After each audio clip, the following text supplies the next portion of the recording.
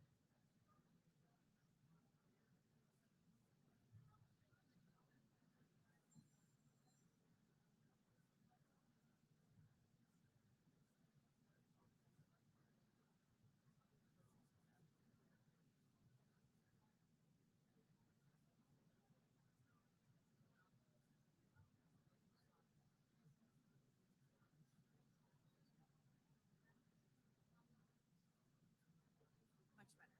Yep. The difference. Yep.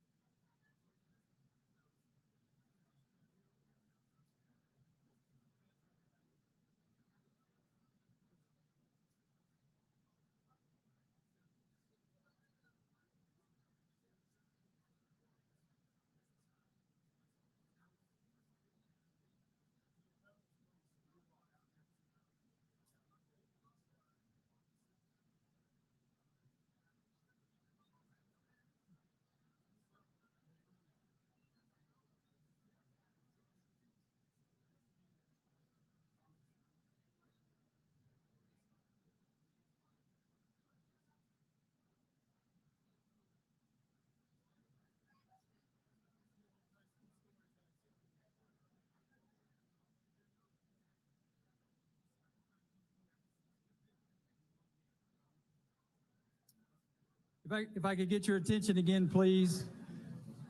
We'll be starting momentarily.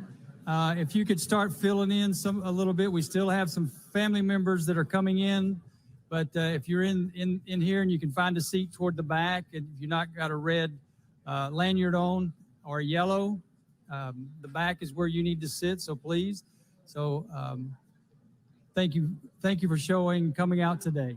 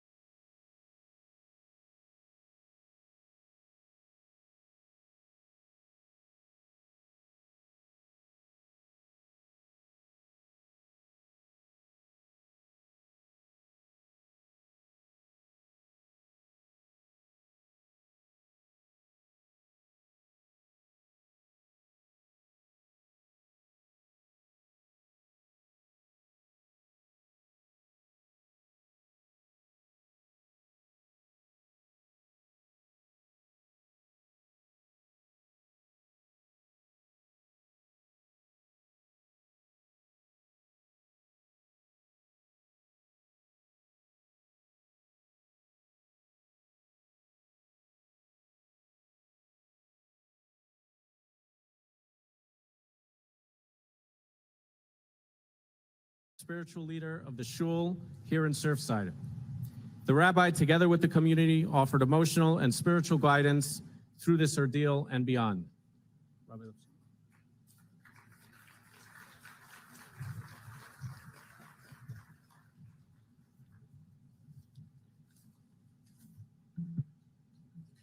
We are all gathered here on sacred ground, surrounded by our national, state, community leaders, and loving families and friends to commemorate and honor the 98 souls whose spiritual presence continues to permeate our hearts, minds, and environment. Reflecting on the moment at 2 a.m.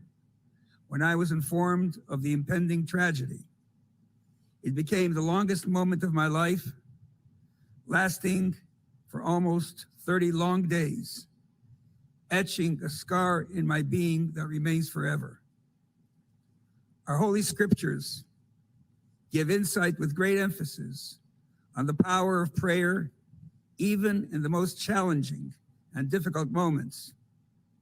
How does one react to the prayers of a grandfather who desperately cries with every fiber of his heartbroken, anguished being, God, I need you now. Please, God, I need you now critically. Or the silent, tear-filled prayers of hundreds of search and rescue heroes standing solemnly at attention as their fellow team member lifts his lifeless child from the carnage of rubble known as the Holy Pile. And to countless prayers continuously uttered silently or with choking cries by thousands waiting with longing impatience for some sign of a positive response to life. There is no answer or any tangible response. Our minds cannot grasp any aspect of these unprecedented, desperate experiences that realign our entire attitude to life and purpose. Our intellect does not have the bandwidth or the capacity to comprehend the esoteric, mysterious spaces of our Creator's mindset, nor how he conducts the orchestra of life. It is why we do not pray with our minds or intellect. We pray with our hearts. Prayer is a cry from the heart to our beloved Father in heaven to direct his attributes of kindness, to overwhelm the attributes of severity, and to deal with us with absolute, revealed, unquestionable kindness, mercy, and benevolence.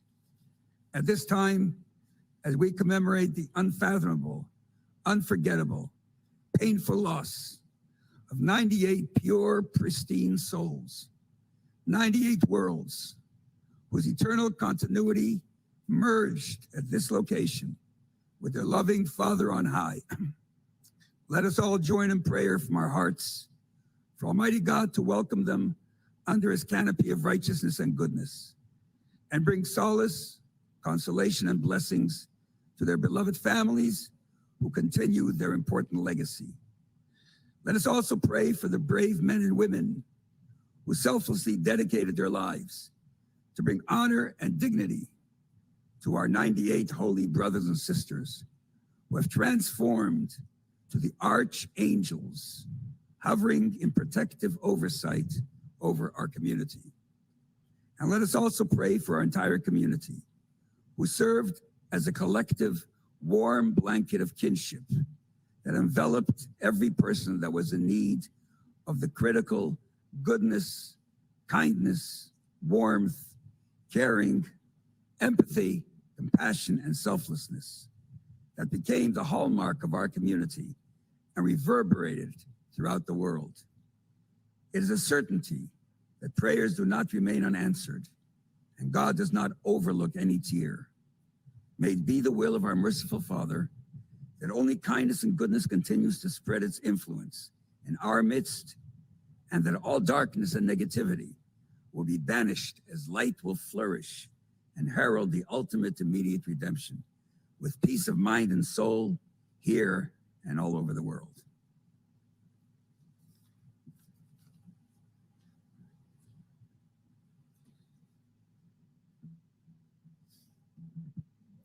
Thank you, Rabbi Lipsker, for those beautiful words. Distinguished guests, first responders, friends and neighbors, thank you for joining us here today as we remember the 98 lives that were lost here 1 year ago. To the families here today mourning their loved ones, and my neighbors who lost their friends and their past, I thank you for your courage. I cannot begin to imagine how emotional and difficult it must be for you all to be here today on this site. Thank you for your bravery. I have been in politics for 3 months. It hasn't been easy, but it's nothing I can't handle. Growing up, I had a rough upbringing, but I was stubborn and I was a fighter. I can count on one hand how many times I've cried in my life, but one of those times was after my grandfather, who was like a father to me, passed away when I was 17. We had just finished burying him, and while we were walking out of the cemetery, I burst out crying. But it wasn't the pain of his loss that made me cry. It was the thought that in a year or two, the pain would be gone, and I would forget and life would go on without him. But I could tell you here today that in the last 26 years, not a day has gone by that I haven't thought of him. Every event or milestone in my life, good or bad, brings back the pain and the realization that he's missing from my life. The collapse of the Champlain Towers South that night happened a matter of moments, but its effects will last a lifetime. As a small town of 8 blocks, we all had ties to somebody in that building. The entire town felt the loss of our neighbors, the pain of the families as they waited for their news of their loved ones, and the despair of the residents who were left homeless overnight with nothing but the shirts on their backs. But no one felt the loss as much as you. You had a piece of your hearts torn out that night, leaving a gaping hole that could never be filled. As you find the courage to continue on, your child, your parent, your sibling, your loved one will be missing from your life, absent from graduations, missing at weddings, and no longer around just to call and say hello. You must live with the painful realization that all their hopes and dreams were cut short. But my message to you here today is to tell you that they will continue to live on in you. Every graduation, every wedding, every milestone, every day, you will feel the pain of their absence. You will be thinking of them. Your loved one will always be a part of you. They will never be forgotten, and the town of Surfside will never forget. 98 precious souls forever in our hearts.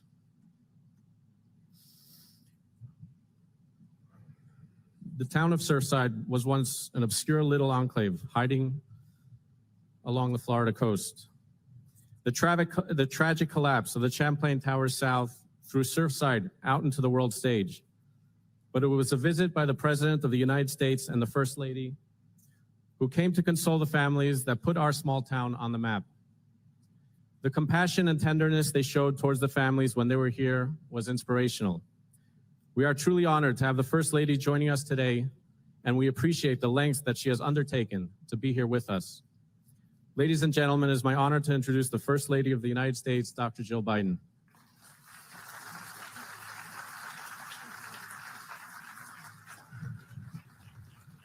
Thank you. Thank you very much.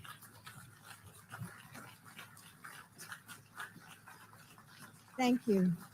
Thank you. Thank you.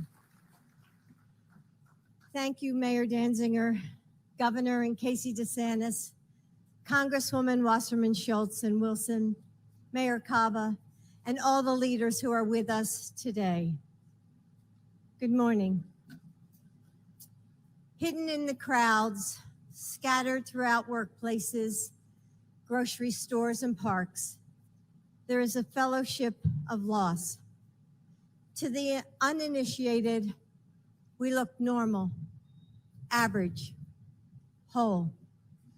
But like a secret handshake, I can spot them by the sadness that rests at the corner of their smile, by the curve of their shoulders, as if they can still feel the small arms of a child wrapping their arms around their neck. And though we are strangers, we know untellable truths about one another. That we will spend the rest of our lives longing for a face that is gone forever. And that when they left our world, they took a light inside of us with them. They are some of who might say that hurt fades over time, but we know that's not true. There is a collapsed star spinning inside of us, and we will forever live in its gravity. The things we carry are heavier now. And 1 year later, or many years later, our knees sometimes buckle beneath the weight of our grief. Still, we have discovered moments of grace too. Somehow, against all odds, we rise from the floor. We find a fortitude that we didn't know we had, and we reach out for help. We realize that we're not alone. Today, we gather to remember the 98 people lost. On behalf of my husband, President Biden, whose hearts and prayers have never left this community, we stand by you today and always. And as we gather, we express gratitude for this community, the firefighters and first responders who bound up wounds and spent weeks working to recover your loved ones.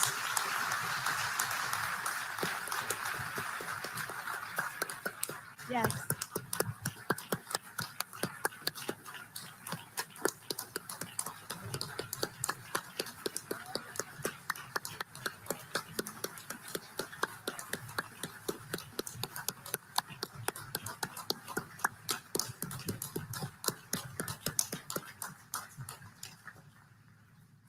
The members of Surfside who came together to embrace you, who prayed for you every night and wrapped their arms around you. The Americans from across our country who donated and found ways to spread kindness.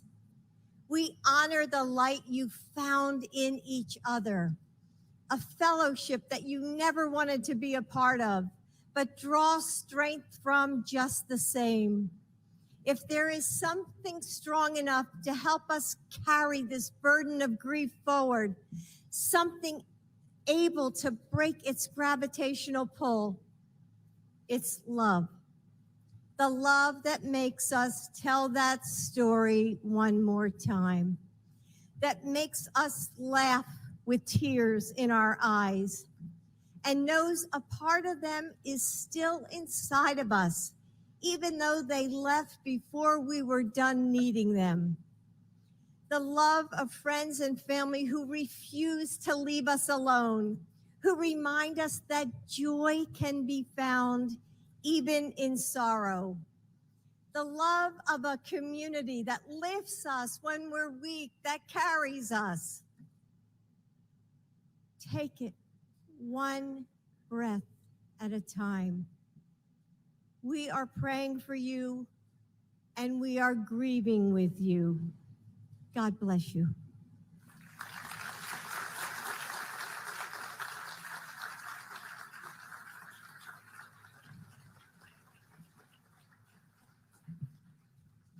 Thank you, Madam First Lady. I now have the distinct honor of introducing our governor of the great state of Florida, Ron DeSantis, who is joining us here today with his dear wife, Casey, who thank God is healthy and well and with us here today. We are so grateful.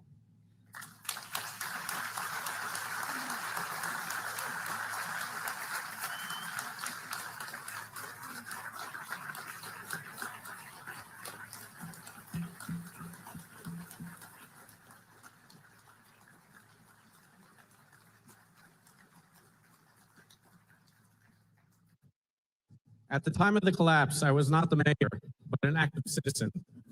I watched with awe as I saw our governor spend time with the families almost daily, showing warmth and compassion not a political figure, a shoulder to cry on and somebody to talk to.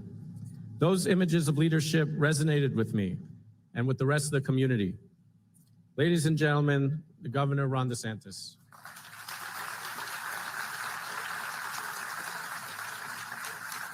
Thank you. Thanks so much. Thank you. Thank you very much. Thank you. Well, 1 year ago, I got a call at about 3 a.m. And when you're governor, the 3 a.m. calls are usually not positive calls. The report was that there had been a partial collapse of a condominium complex down in South Florida. And I knew that was serious. The images in my mind for how it was described to me is maybe some balconies had fallen or something that was potentially manageable. As I made my way down here, I started to see images on TV, and it looked more serious than that. But it didn't hit me the full gravity. I don't think you could appreciate it until you were on this ground looking at it. It was a massive collapse. And these guys, the first responders, were there from the wee hours of the morning. They saved people from the adjacent tower, and they were there working on that pile, doing whatever they could to try to save anybody who may have been a survivor. And I remember standing out a day or two later. You'd see smoke, and it was a tough situation. And so we had the people not only from Miami-Dade, we had teams end up coming from all over the state of Florida and even other states come to help. And so as governor, I just want to say thank you for stepping up and being there. It was not an easy job as a first responder. It was very emotional. I think it took a toll on a lot of people. But I think you showed why in the state of Florida we respect what you do so much. So from our state, just thank you for being there when people needed you.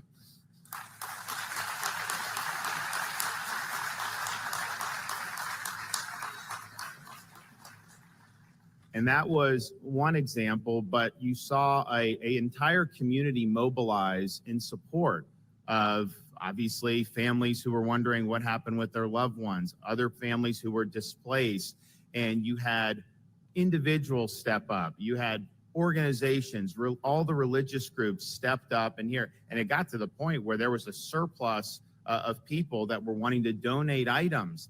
And so I think that speaks a lot about this community in Surfside, also the greater community in South Florida, but we had people really from all across the state. And so in a very difficult time, you saw a lot of great parts of humanity coming forward to help those in need. And so I was very humbled to be able to see that in the state I'm fortunate to represent. And of course, we did have folks who were able to evacuate the other tower.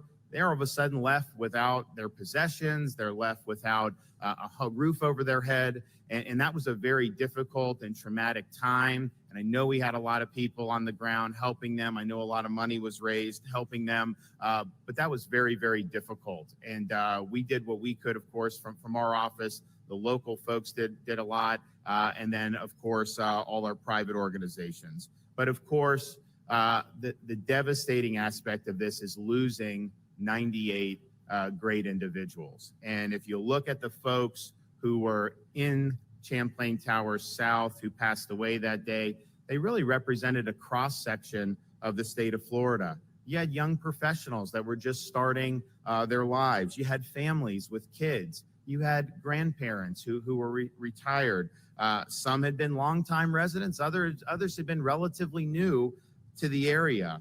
They had connections, of course, not just in other parts of our state and country, but they had connections from all over the world, and they represented many different faiths. And I can tell you, when we were waiting those initial days with the hope that some would be rescued, it provided an opportunity for people to learn about some of these individuals. And I can tell you this, people who've never been to Surfside, people who've never even been to the state of Florida, were inspired about the stories and the lives that those 98 people led.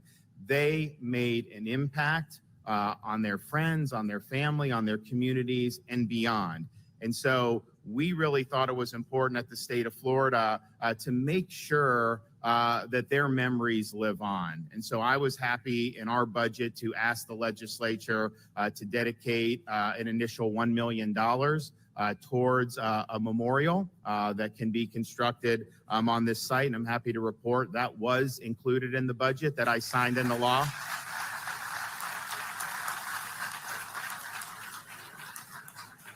And we also, so that people realize, because when before this happened, you go up and down these streets, you see these condo buildings, you don't really think anything of it. But you know, each little unit really represented a remarkable life and a remarkable story. And so we want to make sure that people understand that. And so we are going to be able to now designate this portion of Collins Avenue, 98 Points of Light Road. So every time people drive by, they're going to be reminded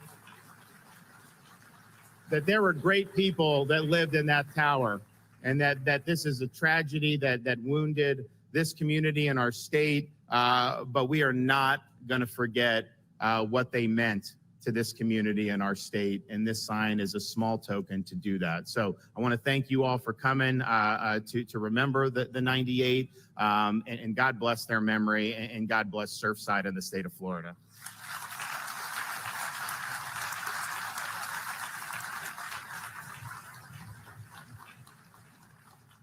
Thank you. Means a lot. I know as the banner may have to come down soon, it would be nice to have something hanging up there until we get the memorial put up. I would like to introduce our Lieutenant Governor, Jeanette Nunez. Although her title says lieutenant, she stands on her own 2 feet with grace, strength, and dignity. She has been instrumental in helping those affected navigate the bureaucratic complexities and executing their agenda during this time. Ladies and gentlemen, our Lieutenant Governor, Jeanette Nunez.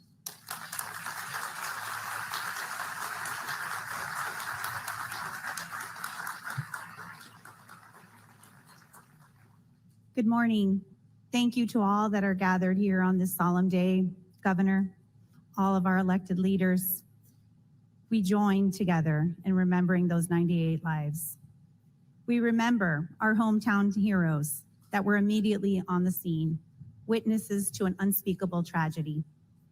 We remember the urban search and rescue teams that came from all over the country to assist in a grueling task that they're well trained for, but never truly prepared to deal with what they experienced here. We remember the outpouring of support from the international community, in particular, our friends from Israel, the Israeli Defense Forces.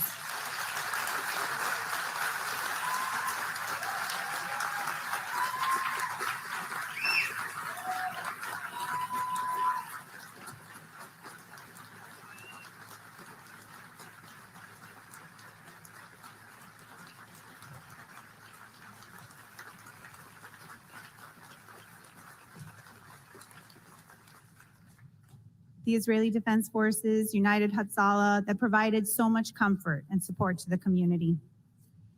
We remember every first responder and emergency management personnel that worked around the clock, responding to this tragedy and yet sharing in the collective grief. And most importantly, we remember the families, friends, and loved ones of those 98 innocent lives. For them, for those of you that are here today, time has stood still.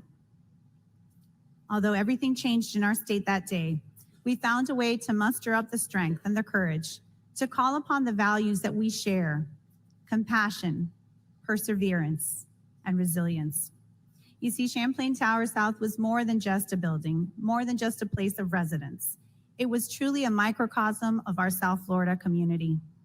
The victims, as well as the survivors, come from all walks of life, near and far, different cultures, different religions, different backgrounds, but none of that matters. And 1 year later, we still grieve. We're united in our faith, in one another, and on our community. The scripture says, God is our refuge and our strength, an ever-present help in trouble. Therefore, we will not fear. Though the earth give way, and the mountains fall into the heart of the sea, though its waters roar and foam, and the mountains quake with their surging. The Lord Almighty is with us. The God of Jacob is our fortress. May we bind those words in our heart. May we reflect on the meditations of the psalmist and rejoice even in the valley of the shadows of death. And may the memory of those beautiful 98 souls always be a blessing. I pray that God continues to provide comfort to those that are brokenhearted. God bless you all.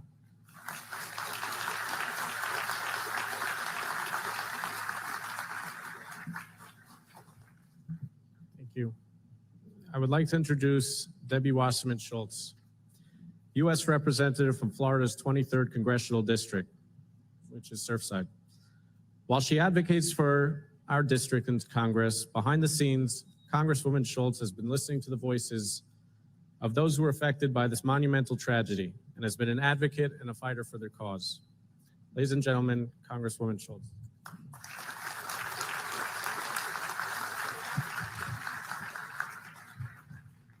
Thank you so much, Mayor. 1 year ago, a literal nightmare occurred here. The Champlain Towers South collapse took 98 lives and upended hundreds more. Countless tears fell into the ground around us, and our community continues to recover to this day.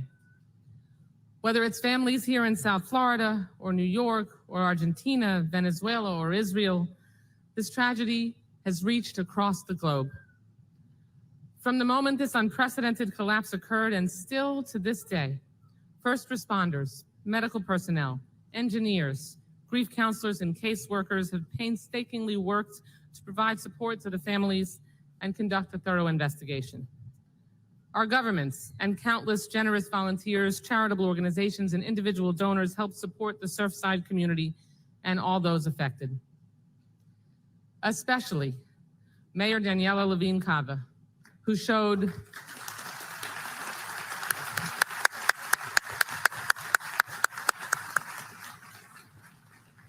showed steadfast leadership each day, all day, and into the night.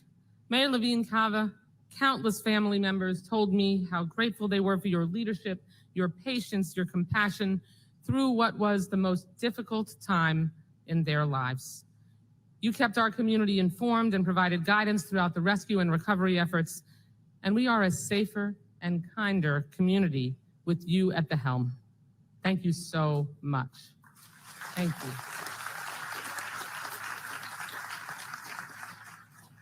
And I also want to acknowledge Senator Jason Pizzo, who was the lead sponsor of the legislation that named the street this section of Collins Avenue. Thank you for your incredible leadership and stewardship through the legislative session.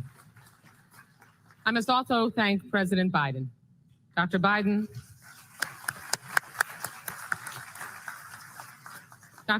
thank you for being here. Thank you to you and President Biden for coming down immediately in the aftermath of the tragedy and being there for our people, spending the painstaking time that it took to, and I watched you go person to person as someone who has felt personal grief yourself, along with the president, to make sure that you showed empathy and that you would commit, as the president did, to see this tragedy all the way through and continue to help to this day. Thank you so very much. As a result of President Biden's effort, resources that were absolutely essential to make sure that we could do everything we could were never in doubt. And of course, our remarkable, relentless first responders who searched around the clock in horrific conditions to find even one survivor. These heroic teams joined us from as far off as Israel and Mexico. So thank them too, as I know we do every single day.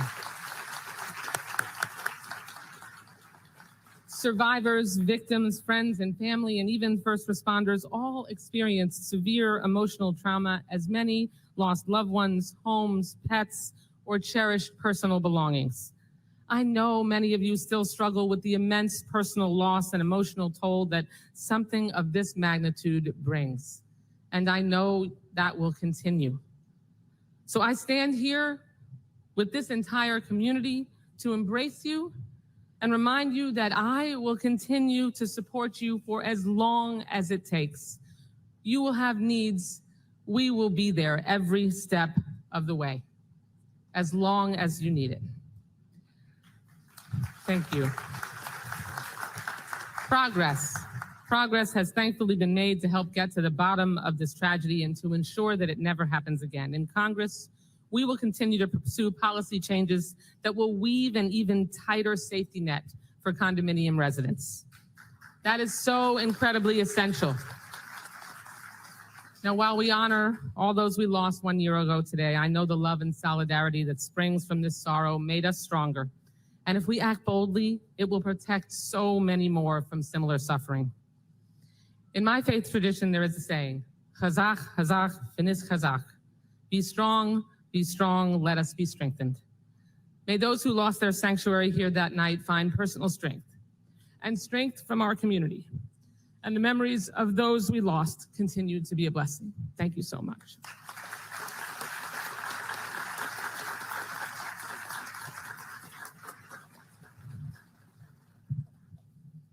Thank you, Congresswoman.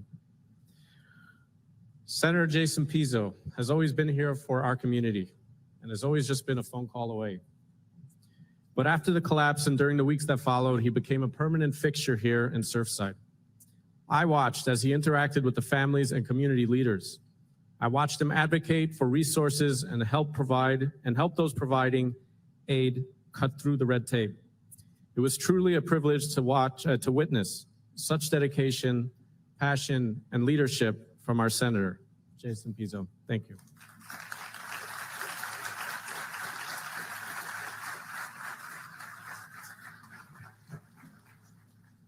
I called the mayor yesterday and volunteered not to speak today because I knew I'd get a little emotional.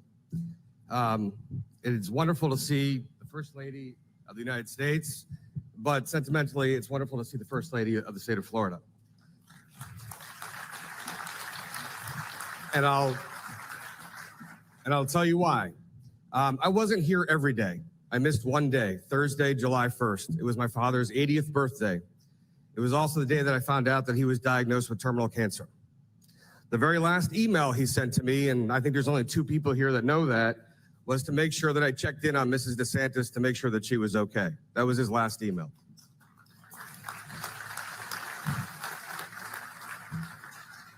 I got here very early, and the very first person I met was Carlos Nebrayev. He was wearing a blue polo shirt soaked through with sweat and tears, saying, just let me on that pile. Who are you? What power do you have? What control do you have? Let me on that pile. My son Elon is on that pile. The very first images of helicopters overhead is me standing about 30 feet over here to the left. And my mom calls me and she says, when are you getting on the pile?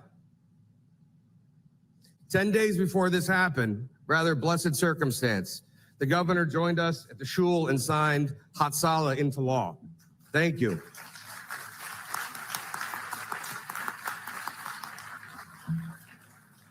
It must be mentioned that Jewish community services of this community began and will continue to serve the mental health needs of every individual here.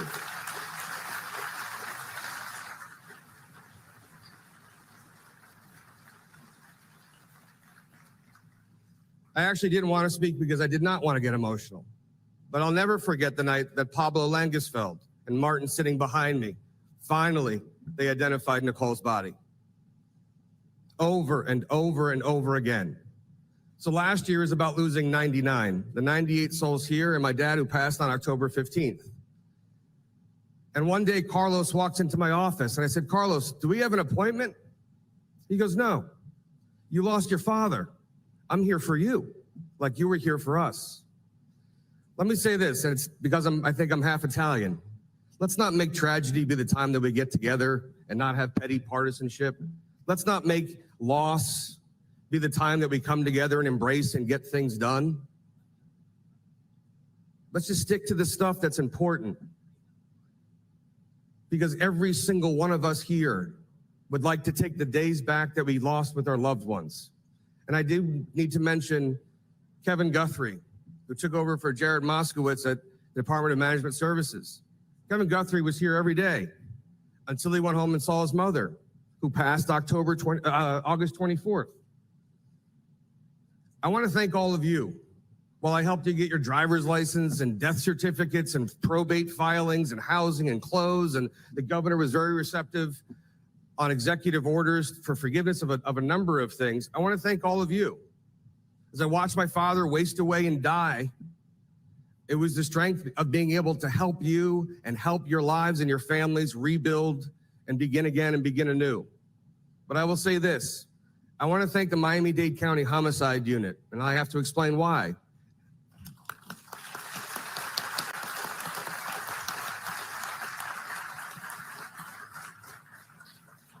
I used to be a homicide prosecutor here in Miami-Dade County, so I know most of the crew.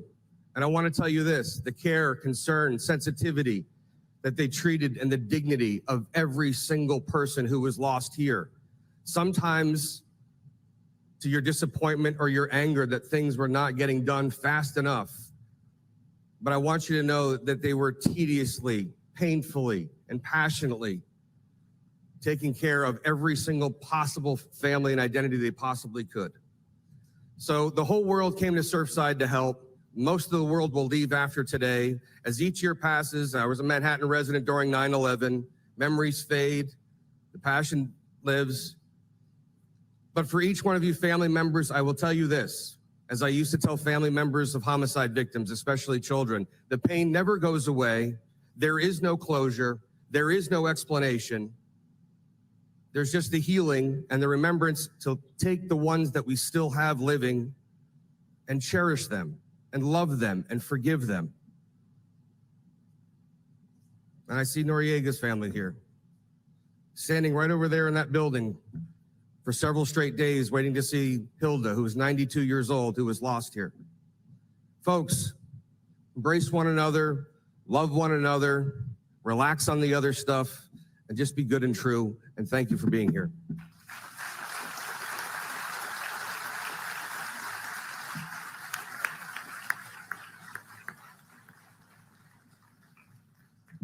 Thank you.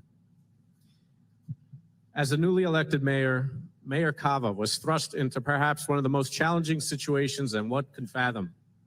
But her leadership, execution, and deep concern for those affected was evident at every press conference, every meeting with the families, and every difficult decision she had to make along the way. Ladies and gentlemen, Mayor Miami-Dade County, Mayor Cava.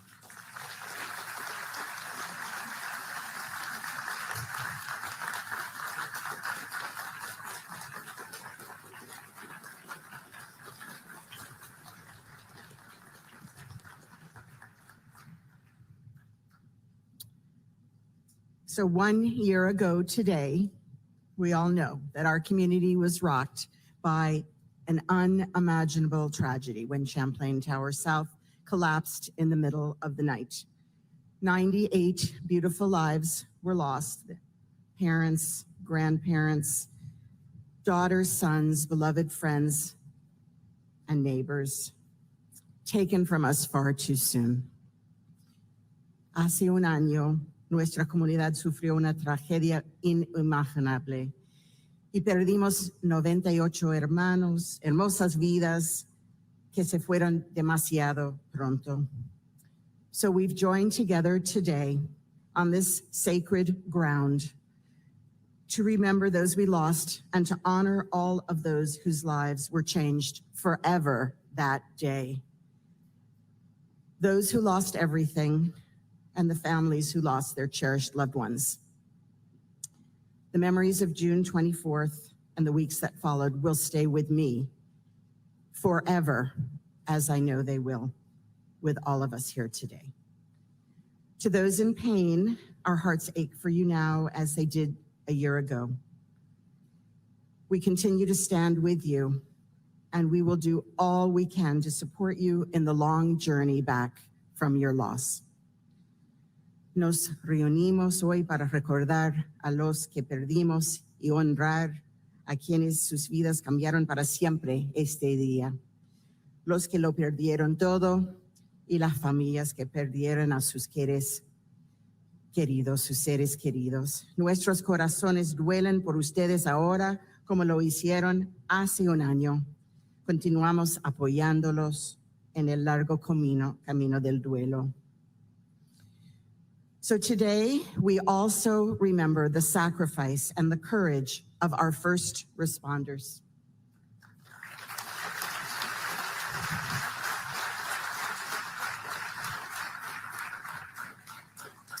They rushed into a collapsing building to save lives.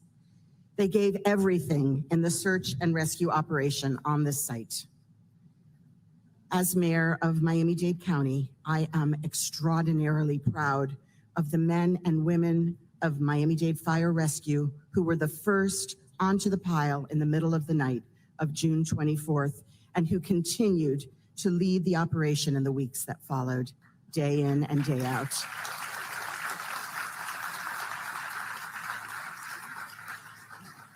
These are the very finest first responders in the world that were deployed here at Surfside. And they were not just from Miami-Dade. They came from around the country and from around the world, including our partners with the IDF, who arrived on site within hours of the collapse. And we are forever grateful for the extraordinary partnership and support of Israel. To each member of the IDF, and each member, thank you. And to each member of the IDF who traveled across the globe to be with us in our hour of need. So to the hundreds of first responders who worked here around the clock, your dedication and your selflessness were on full display to the entire world. And in the blistering heat, in the pouring rain, through fire and smoke, and against all odds, you poured your heart and soul into the rescue and recovery to get the job done.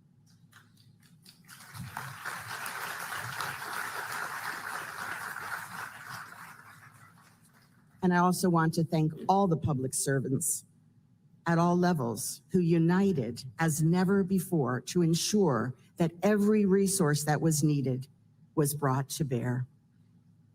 To the President, Joe Biden, and our First Lady, Jill Biden, thank you for being with us here today. Thank you for being with us from the beginning. Thank you for being with us always. Thank you. The President activated federal support on day one, within just hours of the collapse, to make sure that we had every tool that we needed and that we could stand in solidarity and in mourning in the days after the building fell. So thank you to FEMA. Administrator Criswell was with us and her team. They played a key role in the long road to recovery. And they still continue to support the families as we all are on our quest for answers and accountability. Yes, thank you. To our governor, Ron DeSantis, his wonderful wife, Casey, to our lieutenant governor, our chief financial officer, to our senators, Pizzo, Book, our congresswoman, Debbie Wasserman Schultz, they were with us here. And thank you for joining us, Mayor Danziger for convening us, and Mayor Burkett for being with us every day. Thank you. I want to assure you that Miami-Dade County remains every bit as committed today as we were 1 year ago to do everything we can to try to bring closure. And to Judge Hansman, who's with us on the stage, thank you for your heroic efforts.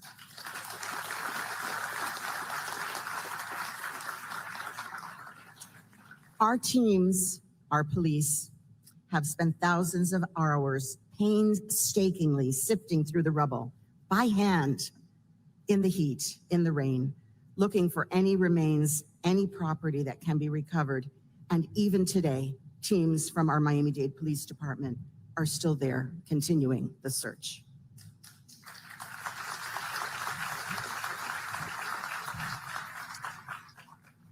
For so many of the first responders who searched the pile as if they were looking for their own loved ones, we know you too continue to wrestle with the memories of those days. And we remain committed to ensuring that you have the tools you need to heal and recover.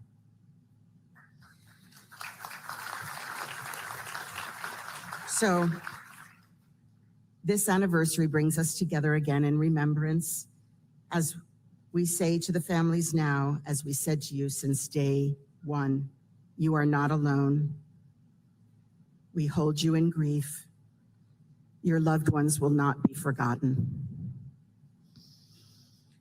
We also stand strong in our commitment to continue leading the way on safety, strengthening building standards, ensuring that a tragedy like this can never, ever happen again.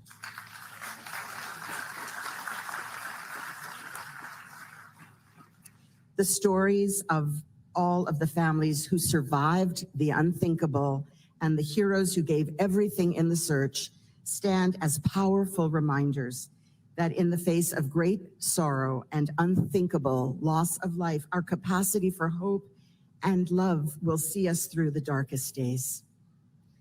To all of those watching here and around the world, please pray for our community.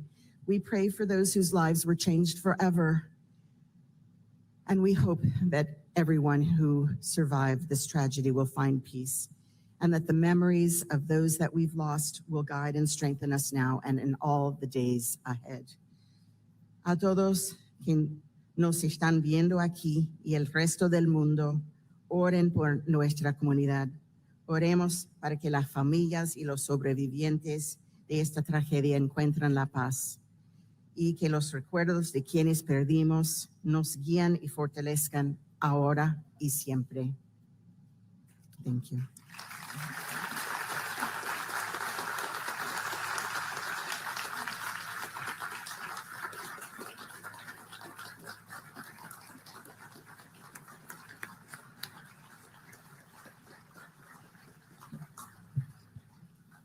Thank you, Mayor.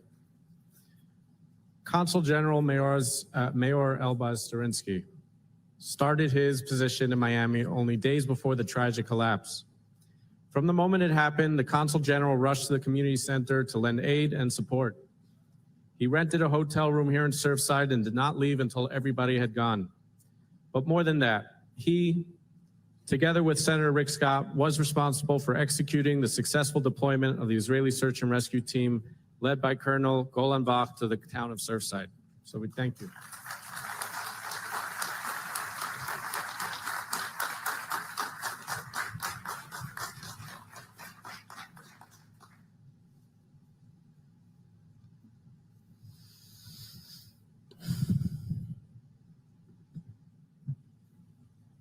Distinguished guests, ladies and gentlemen, dearest bereaved families. As an Israeli IDF veteran and a father of 5, I'm no stranger to being woken up in the middle of the night. However, there was something different in that phone call at 2 a.m. on June 24th, just 4 days into my tenure as Israel's Consul General in Miami. That sobering call ended the 4 days of grace I had in my new position. Arriving on site a few hours later, shook me to the core and threw me, my body and soul, into weeks of the forging fire of a terrible disaster and into weeks of anguish, courage, and brotherhood. What I saw and witnessed over those weeks tell in a million voices what pain and agony looks like, and at the same time exemplify the greatness of individual and of the community. I have witnessed the leadership and courage of everybody involved, elected officials, first responders, professionals, and so many good Samaritans.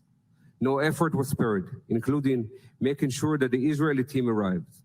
So many people, Jews and non-Jews, Israelis and non-Israelis, professionals and volunteers came together and showed us what it means to live up to the values of this wonderful country that we talk about so often. I've witnessed the unbreakable bond between the United States and the State of Israel.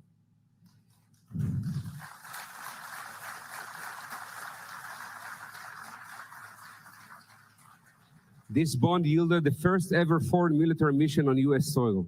The state of Israel is proud and humbled to have been given the privilege to give back, if only a fraction of the support that we get from the United States. We are looking forward to further strengthening this bond during President Biden's upcoming visit to the state of Israel, and are hoping to welcome Governor DeSantis and the First Lady, I hope, in Israel again soon. But important of all, I witnessed the grief and pain of the families. Grief and pain that one can't really fathom. Weeks of hope that were shattered, leaving you, dear families, and the community as a whole in shambles. Dear families, we heard you and reported to perform our human duty and our Jewish virtue of Tikkun Olam. I urge you, don't fade away. The only way to continue is to be. We hugged, we dug, and we, our nation, our people, our military, are standing here with you today, just as we did 1 year ago, and just as we will forever do. God bless America, God bless Israel, and God bless you.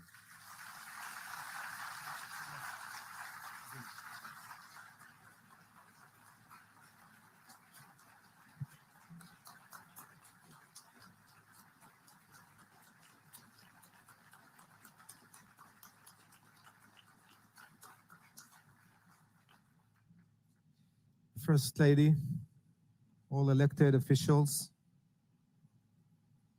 friends, and most important of all, families.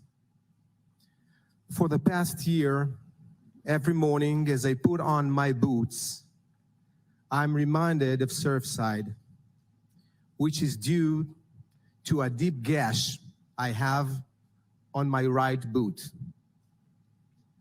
I remember the day and the time that the boot was cut. I was working here, just here, with a great American commander, Jim Dobson.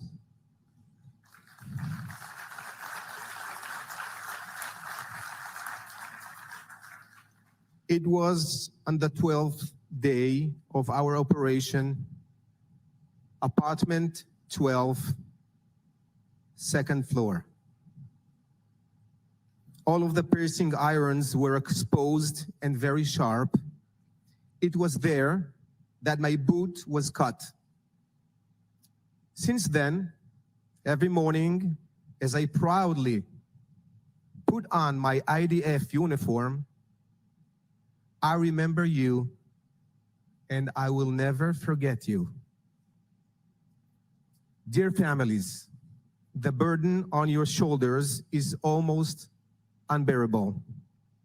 We came here today from Jerusalem to let you know that you were not alone then, and that you are not alone today. And to acknowledge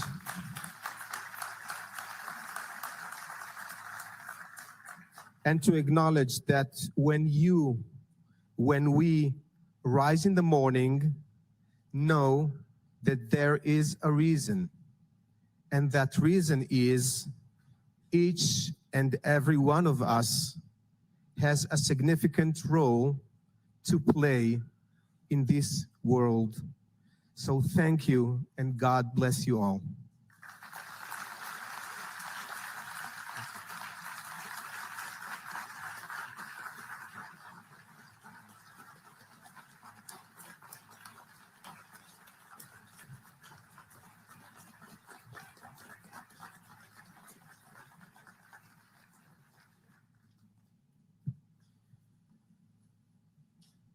Although his title of CFO alludes to the numbers and digits, Mr. Patronis' humanity and personal concern to do whatever was in his power to help ease the pain of those who were affected was evident during those challenging weeks after the collapse. Amongst his many responsibilities, Mr. Patronis directs and oversees the urban search and rescue team, the USAR teams, across the state of Florida, which responded to 1 year ago. I'd like to introduce Mr. Patronis.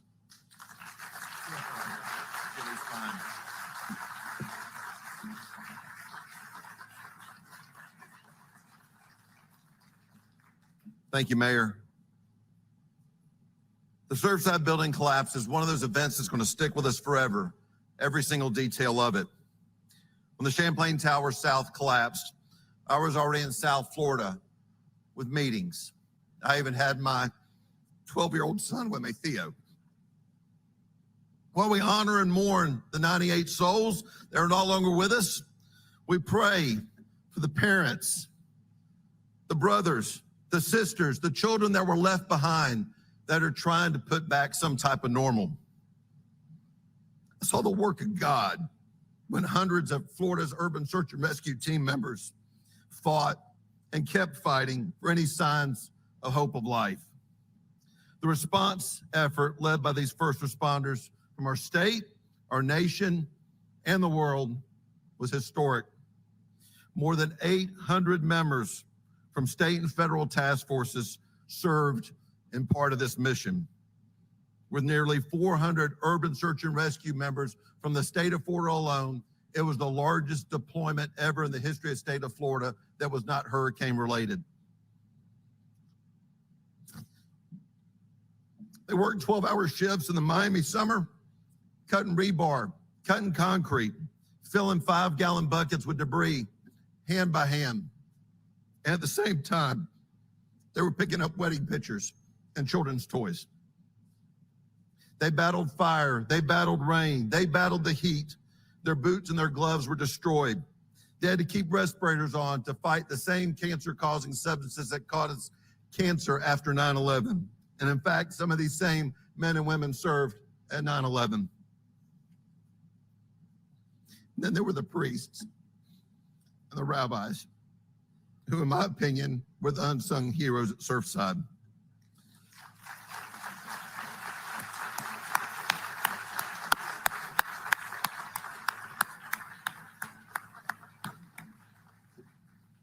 On that mountain of rubble, we saw hell on earth. But we also saw God's presence and the men and women who fought with every ounce of their being to save lives. Surfside was a tragedy on a mass scale, and it's going to stick with every single one of us forever. Every one of us mourns, every one of us feels pain, and we all deal with it differently. But from this tragedy, I've improved my relationship with my God and the Greek Orthodox Church. As we pray for the grace and the peace, may we never, ever forget and honor those 98 souls.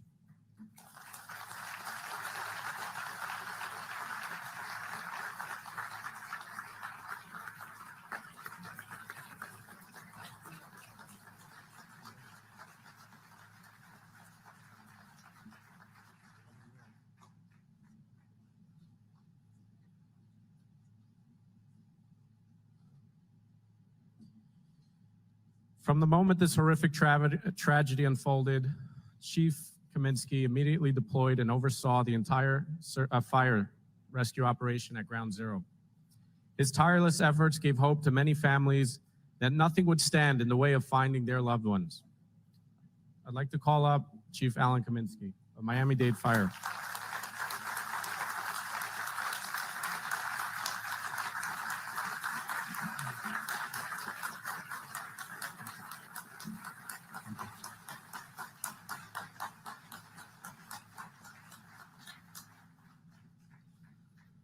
Good morning, ladies and gentlemen. It is very humbling to be here today.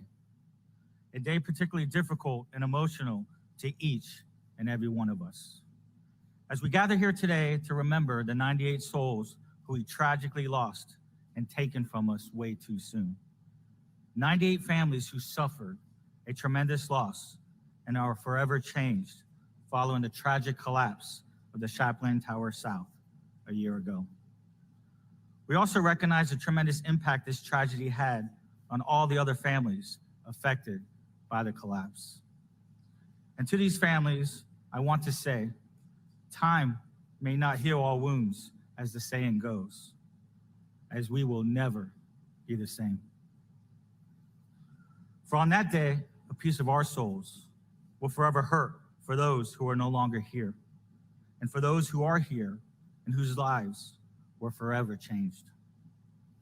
So many were affected by this tragedy, and the scars extend into the lives of those men and women who selflessly searched throughout the rubble with hopes to save lives. The same men and women who day in and day out serve our community. The same individuals who call this place home, and many who will forever be haunted by the memories of those days. When our initial first responding units arrived on scene and saw that 2/3 of a building had collapsed to the ground and that the people that were still inside needed to immediately evacuate the structure, our brave men and women selflessly rose to the challenge and without hesitation entered the building, putting themselves in harm's way, risking their own lives in order to save the life of others, to bring everyone to safety. All without knowing if the remaining 1/3 of the structure would remain standing and uncertain on whether they would make it out of the building. Our crews performed courageously during those initial moments, searching unit after unit for survivors, determined to get everyone out. Others searched the rubble, removing victims, because every single life saved was a treasure to our first responders. These were some of the split moment decisions being made, and their efforts led to the rescue of 37 people that morning.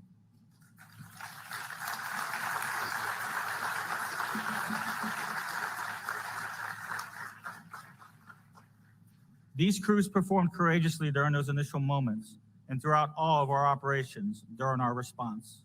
And as their fire chief, this makes me incredibly proud.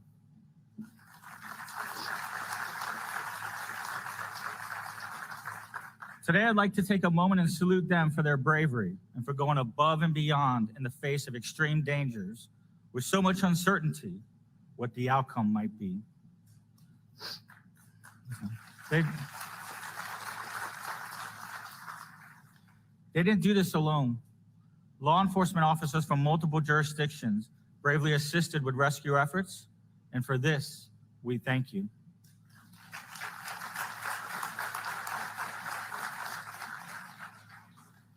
I would be remiss if I didn't mention all the other local fire rescue and police agencies that descended over Surfside on that day and the weeks to follow.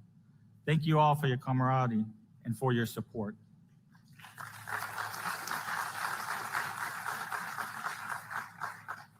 Urban search and rescue teams who were deployed quickly to Surfside continue the task started by Miami-Dade Fire Rescue. We are extremely fortunate to be home of two of the best search and rescue teams in the county, Florida Task Force 1 and Florida Task Force 2.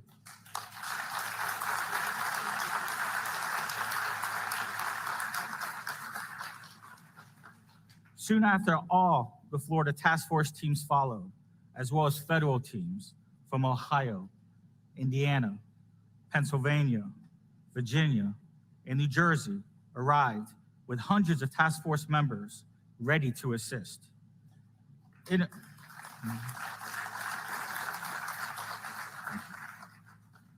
International assistance came from Mexico, and elite members of the IDF arrived from Israel to offer assistance and share their knowledge.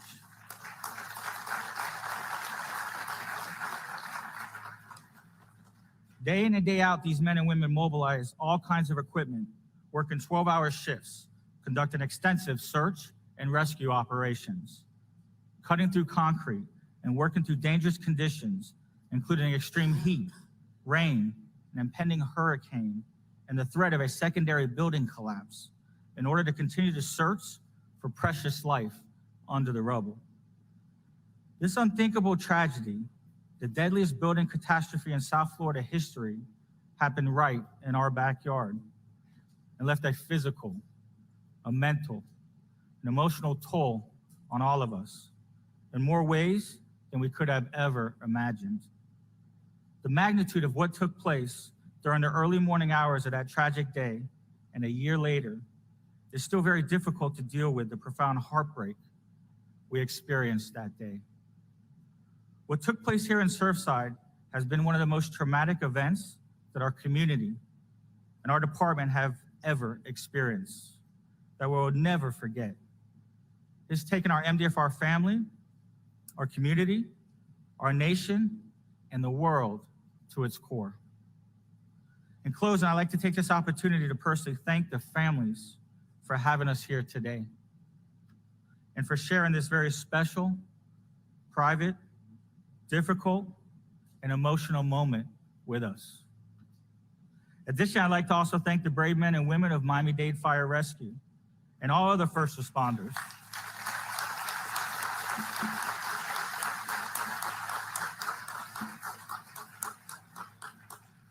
who are the true heroes in our profession and who continue to do the very best for our community. And to the families present here today, know that since day one, you have and will continue to be in our hearts. Know that no matter how much time has passed, each one of you and your family members will always be part of us. Thank you.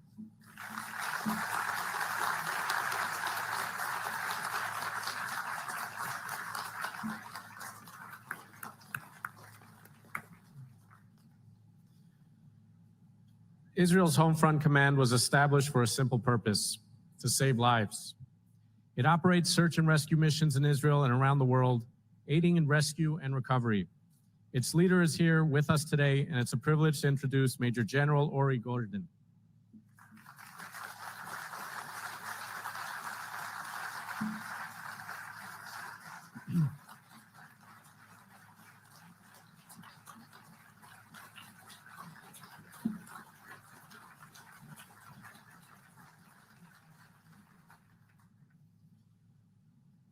First Lady, elected officials, first responders, friends, and family members. Thou did call in trouble, and I rescued thee, from the Book of Psalms.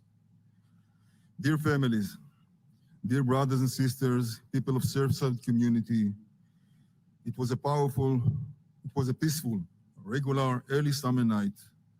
No one could have foreseen this devastating collapse that shook your lives and changed them forever.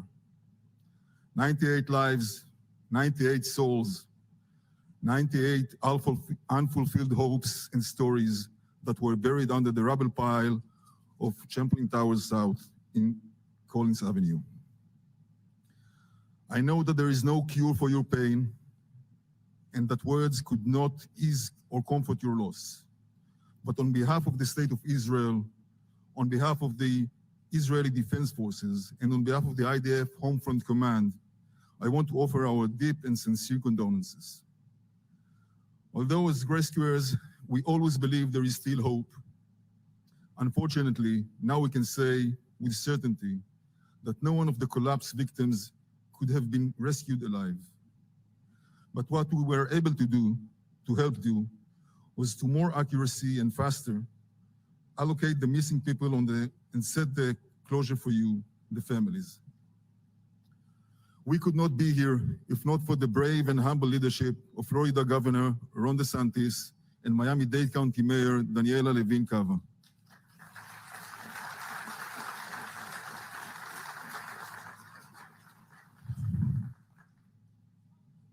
You reached out for help, and we sent our best search and rescuers. A small delegation with extreme expertise in the field and professionalism. You led out this operation with sensitivity and immense determination. You trusted us, and we did our best to reply. Our delegation, led by Colonel Golan Vach, helped in two main efforts. The first, allocating the missing person in the rubble pile and helping to extract them out. This effort was led by Chief Alan Kaminsky, a great leader and a partner. And of course, the professional and vigorous action of the hundreds of first responders from the Miami-Dade and all over the country.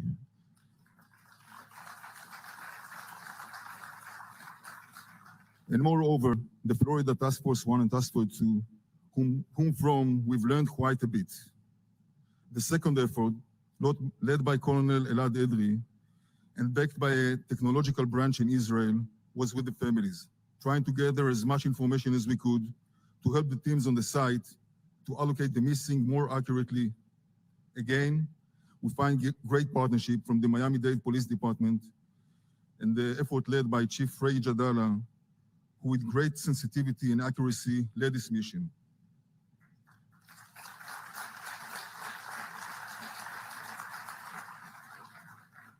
On behalf of our delegation, I want to thank the Hatzalah, Yedidim, and Zaka organization who enveloped and protected us during these 2 weeks' relentless efforts. And also to express our gratitude to the Jewish communities of Surfside and Bell Harbor for taking us in and making us feel at home. At last but not least, to Surfside Mayor Shlomo Danziger for your full and complete support then and even now by inviting us and making our arrival possible.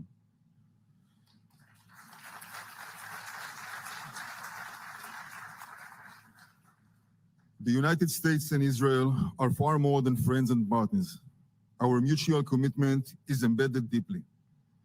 And I am certain that the partnership made between us and Miami-Dade, between us and Florida task forces will grow and flourish. The course of things during these 2 weeks in June influenced deeply on everyone that was involved. Mutual pain and grief, being together in these stressed times, created lifelong of brotherhood and commitment. Dear families, we share your grief and pain. We stand here, bowing our heads in the memory of your loved ones. Thank you for opening your hearts and letting us in. May you never know such sorrow again.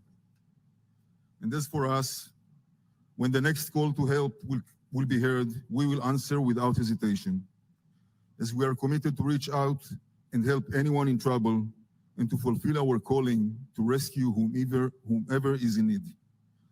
Thou did call in trouble, and I rescued thee.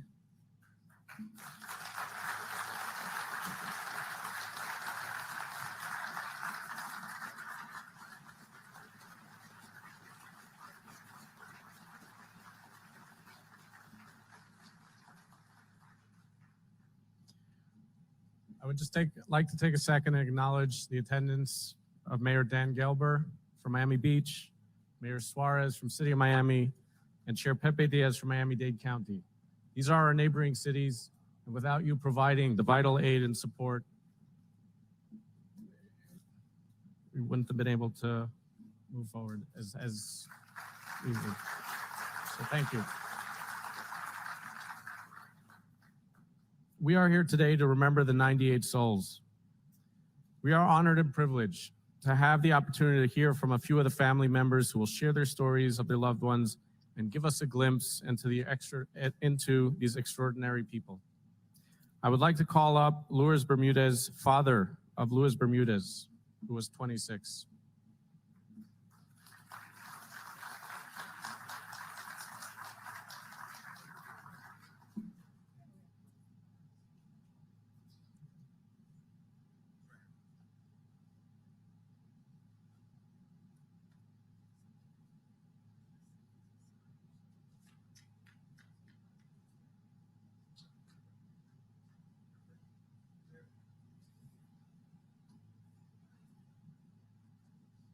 Good morning to everyone.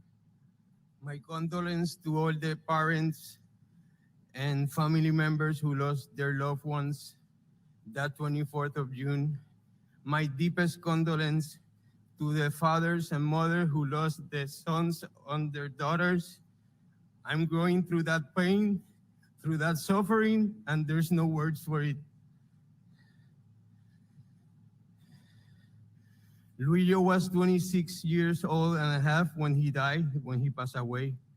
I was blessed of raising him for 24 years. And he was my warrior and he's still my hero. Luillo, son, you're my inspiration and you will be for the rest of my life. With you in my life, there's nothing more I need. With your smile, you take my breath away. With your love, you have conquered me and the world. With your spirit, you have made impossible things possible. With your courage, you have made it up to here. With your faith, you have done so much. You have taught me how to believe. God is good. Being with you makes me the happiest human being on earth. Thanks for being my son and let me be the father I am. Love you through the end, there is no end. Papi.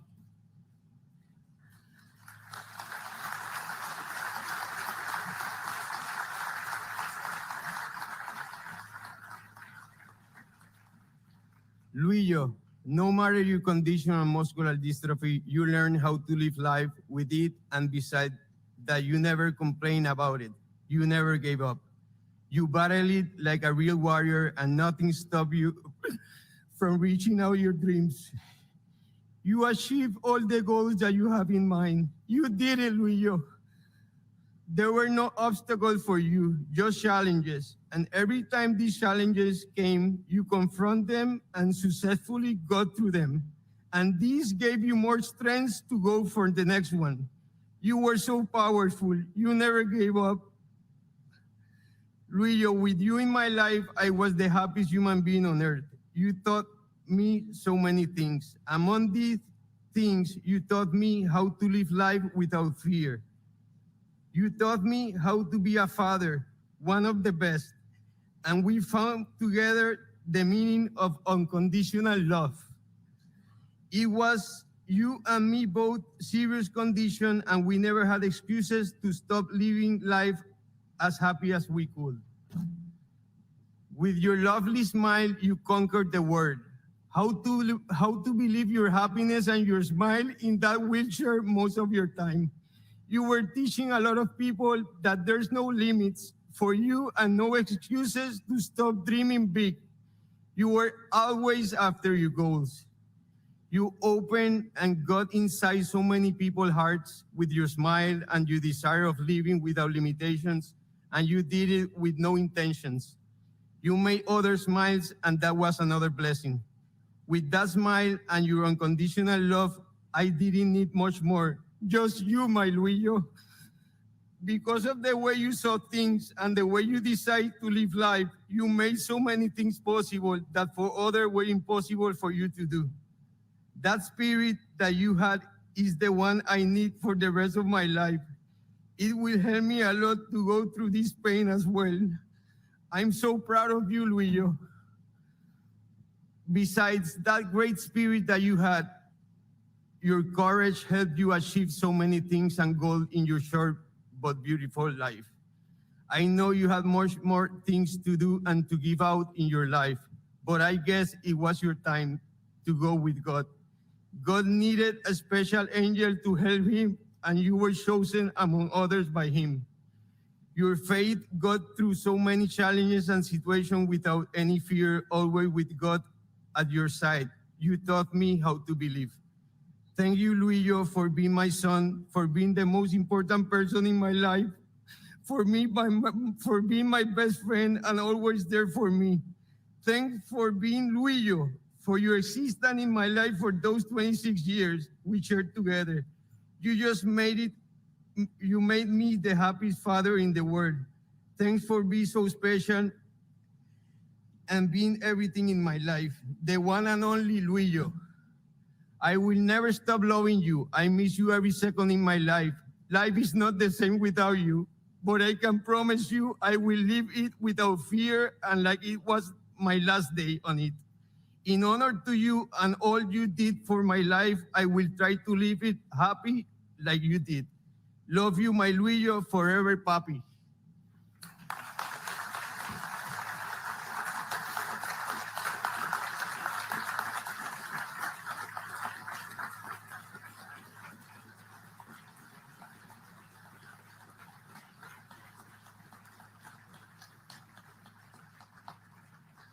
I want to thank God. I want to thank Anna for giving me the best child in the world. I want to thank life. Special thanks to my psychologist, Janina del Toro, my case manager, Ania Gibbs, to all my friends that have been on top of me and giving me support in my worst moment in my life. Thanks for being part of our life. A mi familia Bermúdez, párense por favor, a Claudia, a mi nena, las amo, las adoro. Sin ustedes yo no estaría aquí. If there were not for them, for my family, I wouldn't be here. So thank you, Claudia, Isabela, Daniela, Mami, Jay, Eric, Maggie, I love you forever. Thank you. This is my Luillo, and look the happiness and the face of the smile that he had forever. This is for you. This is for you.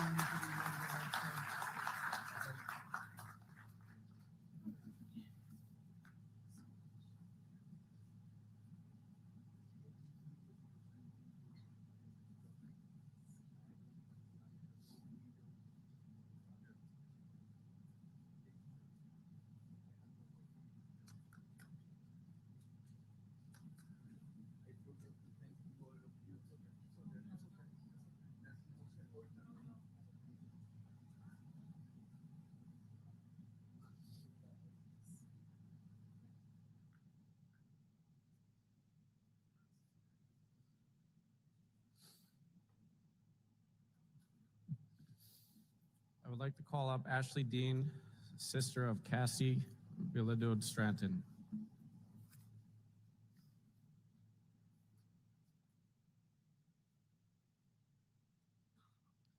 Good afternoon. My name is Ashley Dean, and I'm the big sister of Cassie Bilodeau Stratton. And since Cassie's passing, life has been very difficult for our family. But we hold a lot of gratitude for all the first responders and just everyone that helped. We appreciate everyone. Cassie and I were very close, and our sister theme was Frozen. She'd call me up in the middle of the night. Do you want to build a snowman? So now I think we're building sandcastles in the skies. I'm going to miss Cassie. Hey, Mom. And my brother-in-law is taking wonderful care of my niece. We all have spent this past year struggling with the pain and the sorrow for a while now. And moving forward, we want to remain strong now. We want to honor Cassie now. We want to honor 98. We're all 98 now. We're all family. We've been unified. I appreciate, and my family appreciates, the change that will come with this type of tragedy. The new 4D bill marks the horizon of things to come so that nothing like this ever happens again to any family, and that Cassie's life will save thousands, if not millions, in the lives of everyone that were lost that day. Thank you all for coming today. I appreciate all the love, and I will always stand strong for my 98 family. 98. Thank you.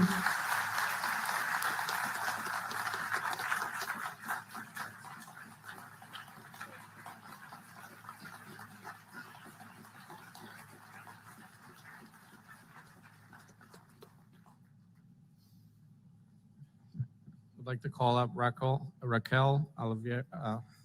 Oliveria, wife of Alfonso Leon, who was 48, and mother of Lorenzo, who was 5.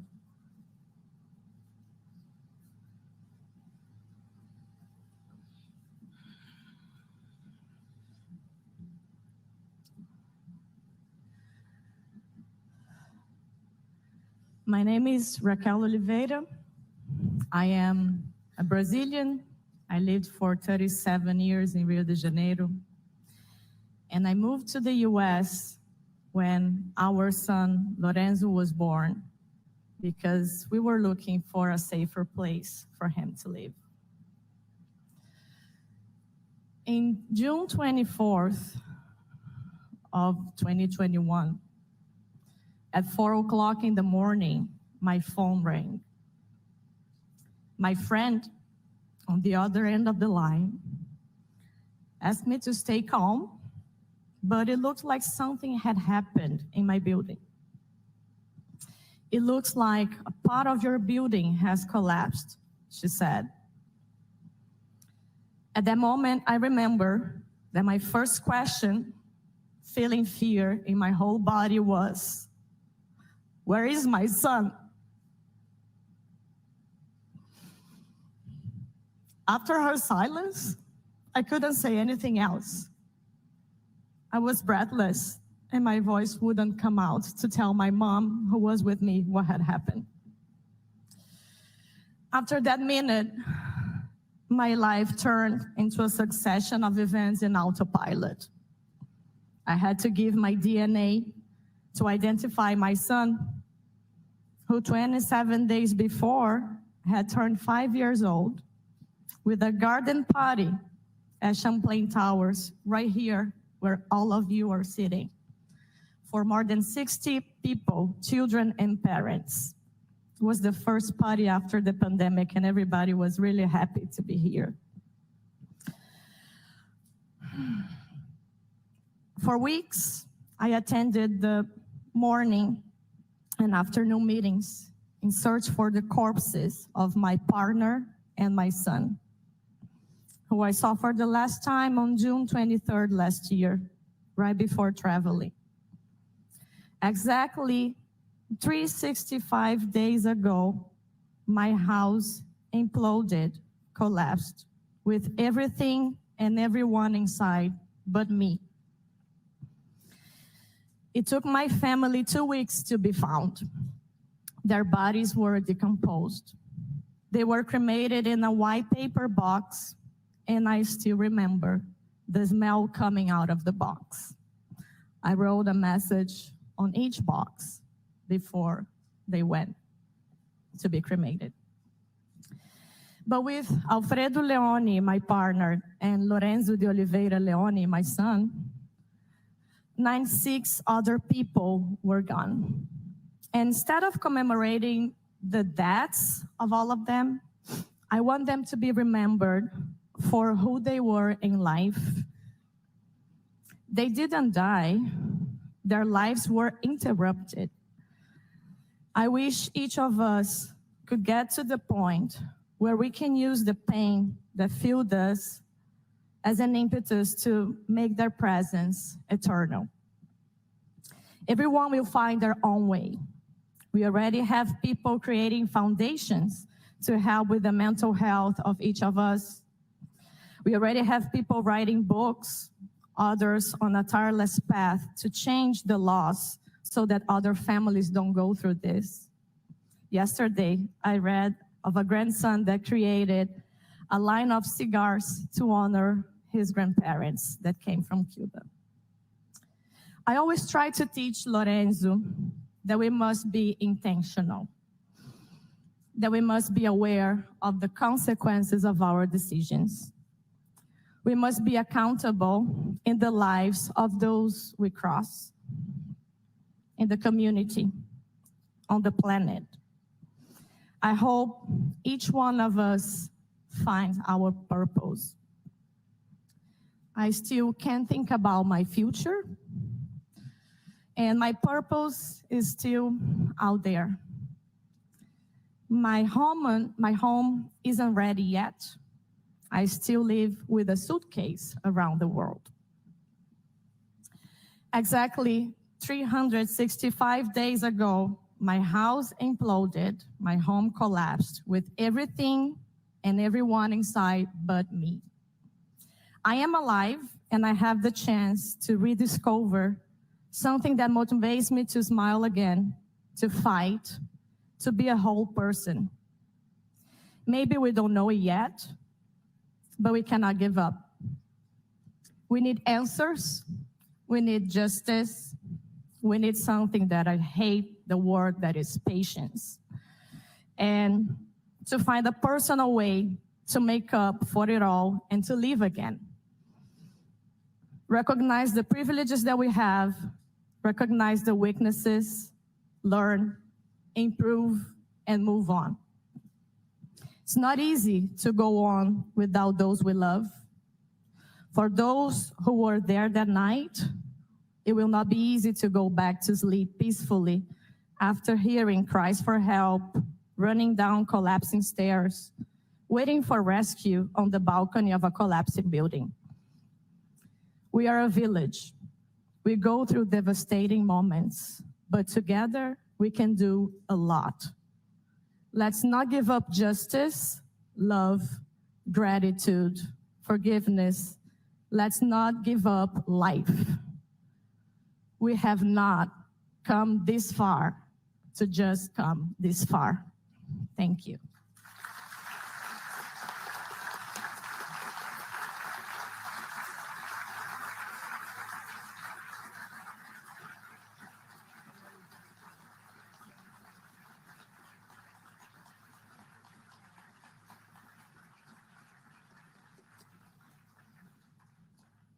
I'd like to call up Kevin Spiegel, husband of Judy Spiegel.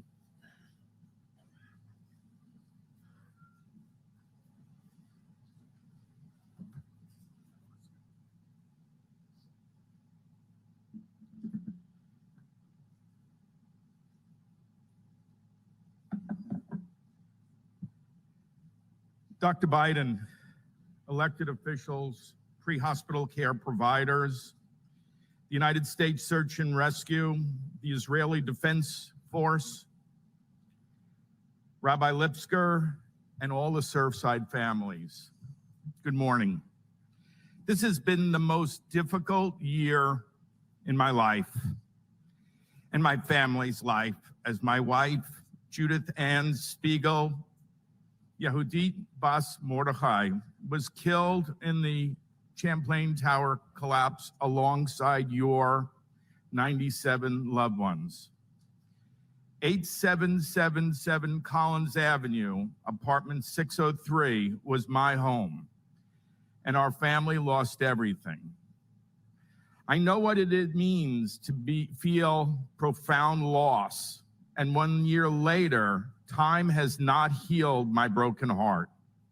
Like all of you, I carry this extreme void with me because Judy's life was taken away from us so abruptly. Judy was the matriarch of our family. I did not even know where our bank account was. I was lost and continued to struggle daily, just like all of you. Judy was the CEO of our family. She supported me in my career. She is responsible for being the best mother to my 3 children, Rachel, Michael, and Joshua, my son-in-law, Seth, and my daughter-in-law, Laura. I love you all. She also helped care for my 90-year-old mother.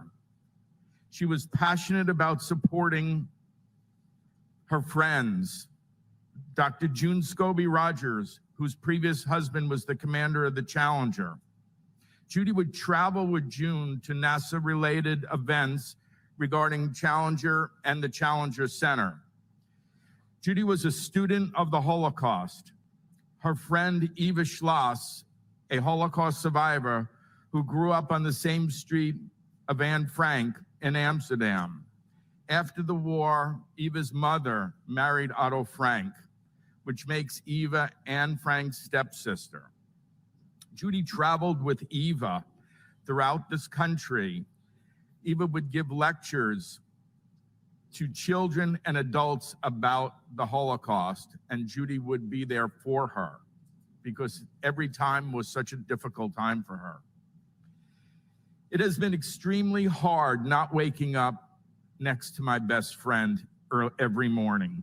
As I am grieving my profound loss, what has given me strength throughout this past year is people that were there for me during the loss, this tragic loss.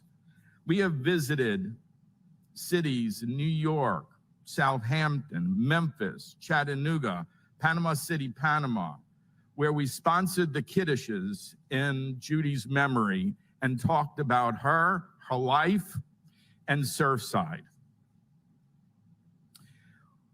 We wanted to do something really significant, so we decided, all of my family, we went to Israel. We wanted to go to Israel to meet with our family, but more importantly, to thank the Surfside IDF from the Home Front Command.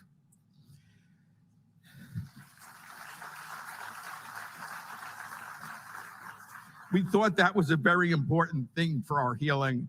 And we went there and we met with Colonel Golan and General Gordon and the Home Front Command. We got to go through one of their training exercises and be there while they trained, and they even made us falafel. Thank you. But that was very important for us. The mayor of Bal Harbor, Gabe Grossman, came to that event as well.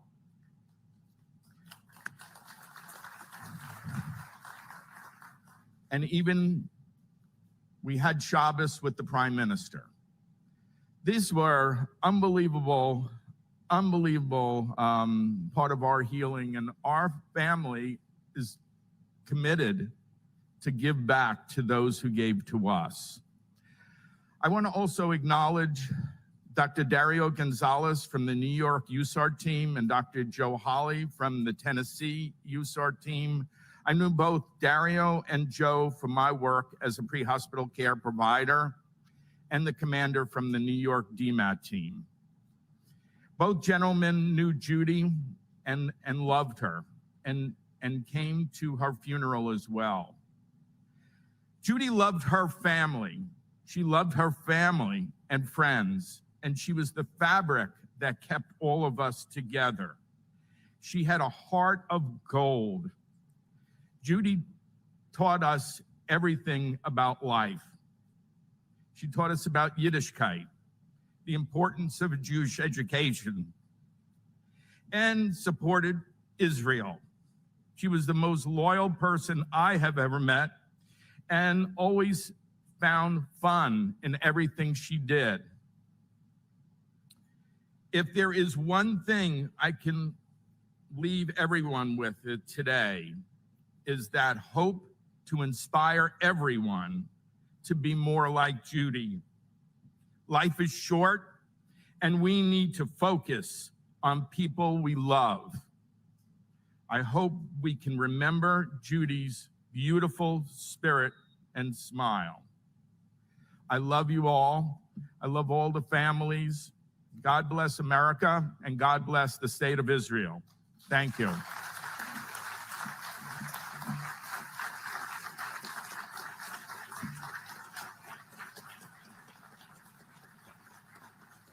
Hi, Brianna.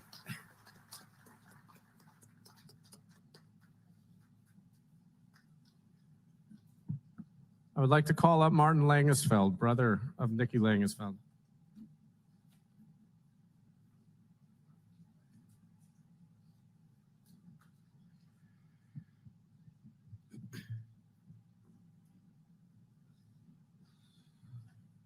It is in our hardest moments when we realize how fortunate we once were.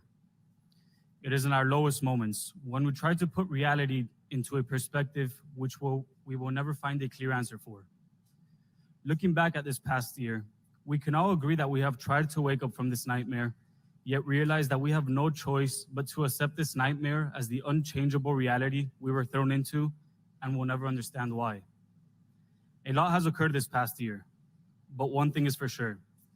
We realize how valuable our time in this short life is. Looking over this deep, empty hole next to us fills our insides with helpless pain, unanswered questions, and memories that will never be forgotten. Now within us, we also have a hole now, which could not be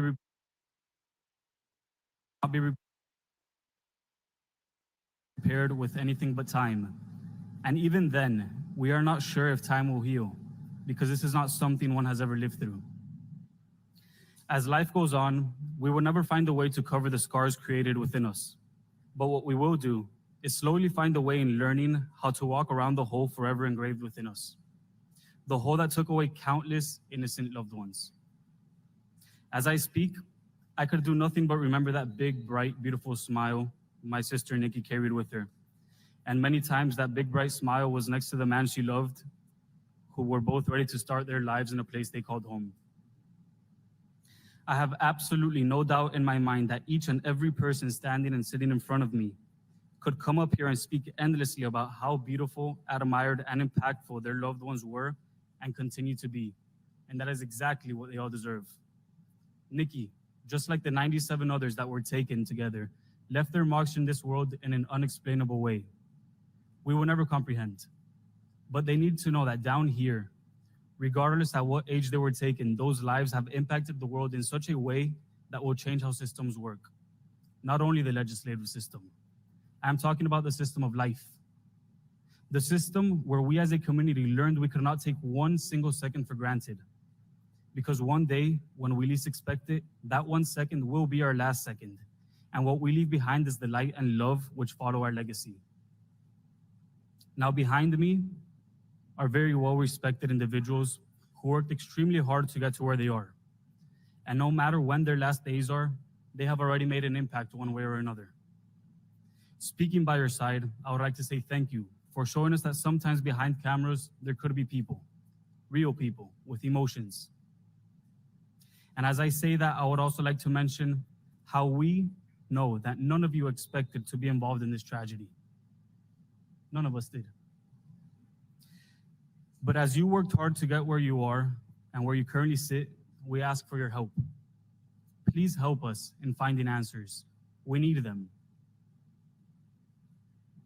Please help us in working together with the developer who purchased this land. Let's find a way to incorporate a fitting memorial on a portion of the collapsed site.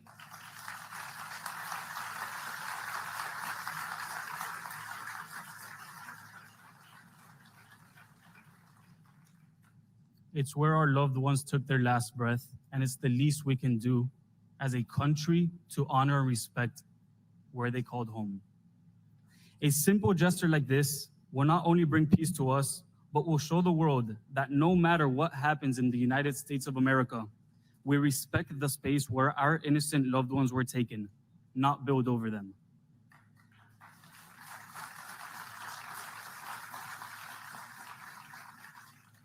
And this is meant with no disrespect whatsoever. I'm just a brother looking for honor and respect for those who are no longer with us. Thank you.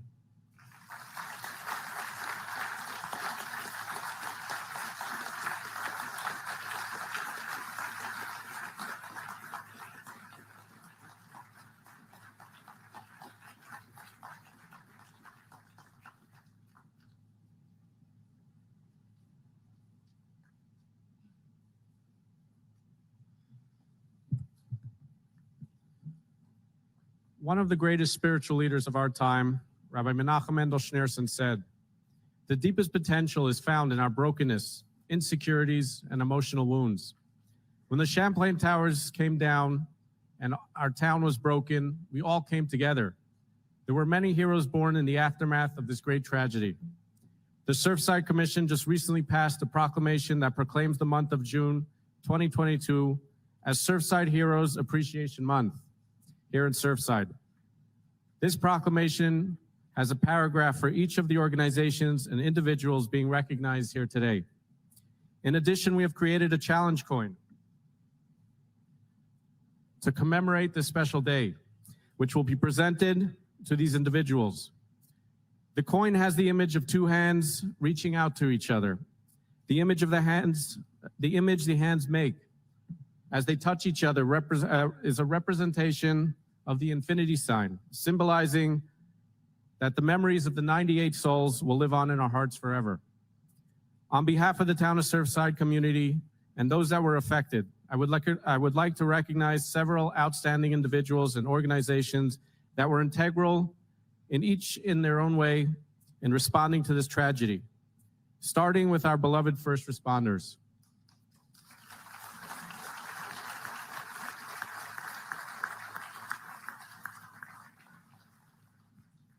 I would like to recognize the entire Surfside Police Department for their actions and valiant efforts.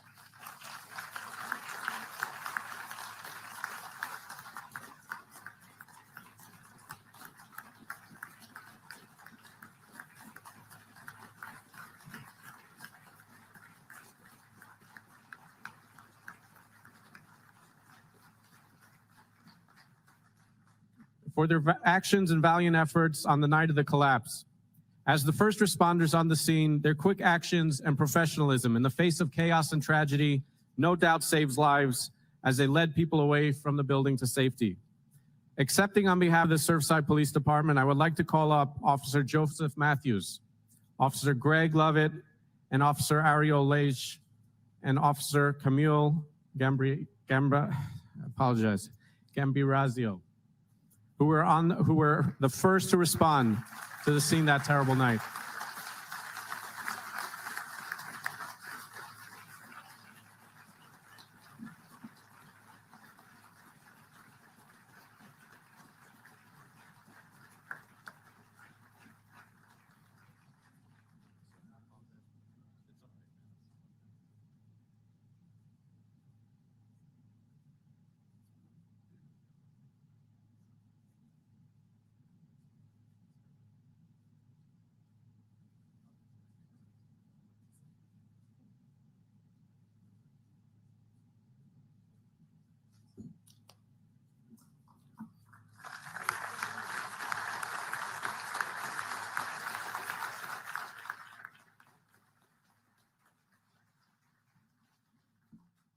As with any catastrophe, minor or major, our fire rescue is always there on the front lines, putting their lives in jeopardy to save lives of others. During this unprecedented event, fire rescue teams across South Florida came together expeditiously and effectively with one goal in mind: the safety of the survivors, and to immediately begin the search and rescue. Leading the charge was Miami-Dade Fire Rescue. On behalf of Miami-Dade Fire Rescue, I would like to call up Captain Taft Parker, Lieutenant Jennifer Curlin, and Battalion Chief Victoria Bird.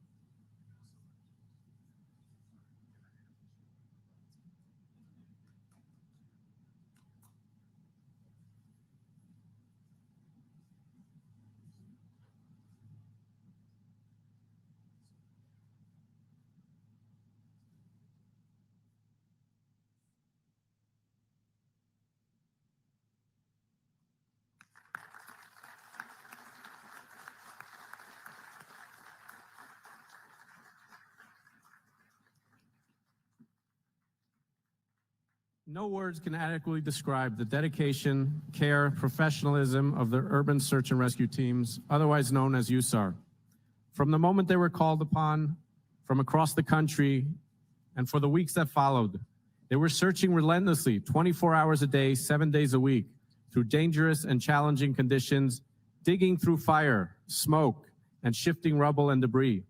They did not stop. They did not sleep.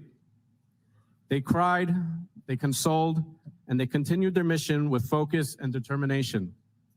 Accepting on behalf of the urban search and rescue teams, I would like to call up with Florida Task Force 1, Maggie Castro. Florida Task Force 2,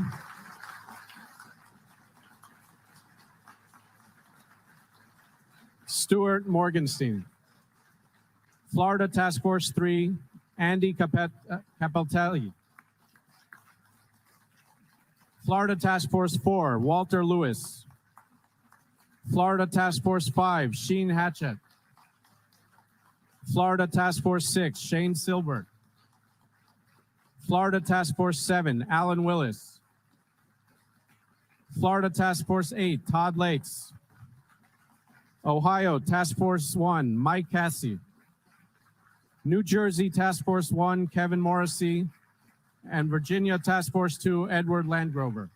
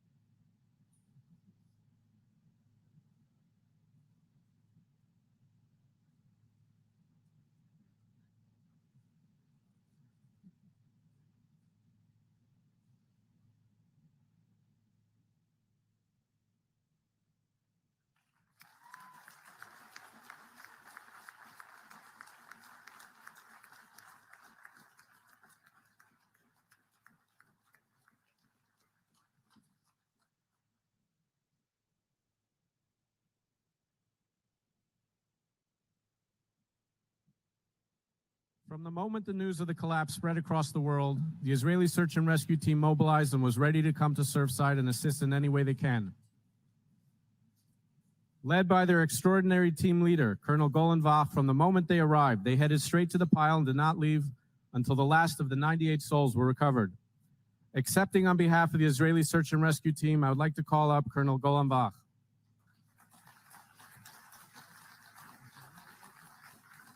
I would like to invite the team to come up as well.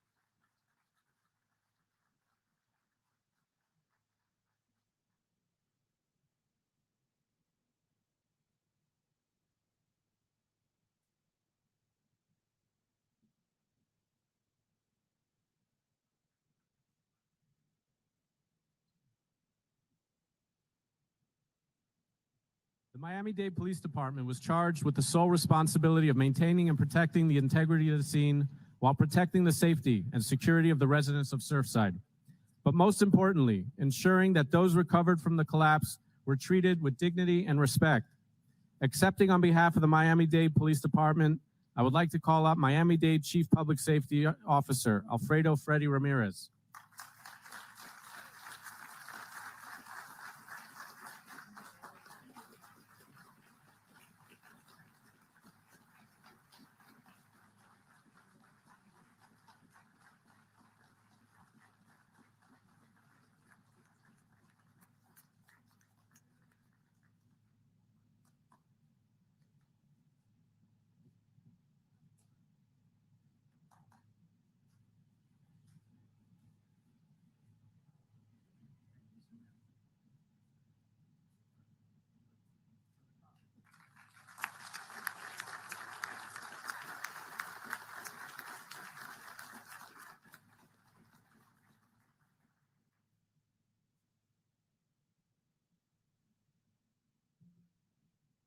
Immediately after the collapse, the Town of Surfside's community center became the gathering spot for evacuated residents and family members arriving from all over, waiting to hear news about their missing loved ones. It became the hub of activity and transformed into a disaster relief center. Our town staff was working 18+ hours a day for weeks straight. They were performing duties well beyond the scope of their job description, and at times pushed to the limits of their strength. Accepting on behalf of the amazing employees of the Town of Surfside, I would like to call up our town manager, Andrew Hyatt.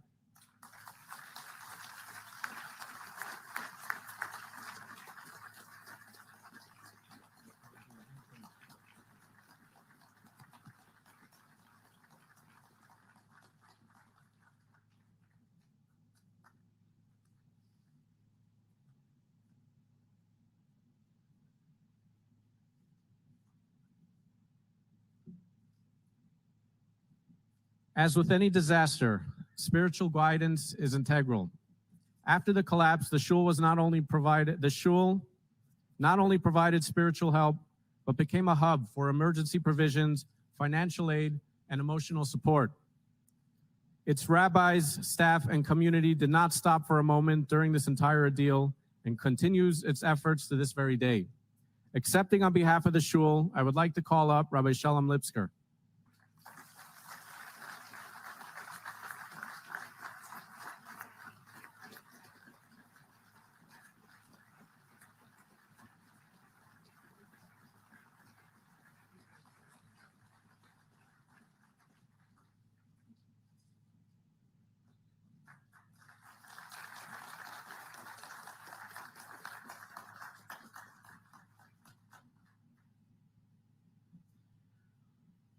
The Jewish Community Service, JCS, was on the scene providing emotional support through their dedicated therapists for all those affected. They continue to counsel those affected and provide aid and support to the victims of this tragedy.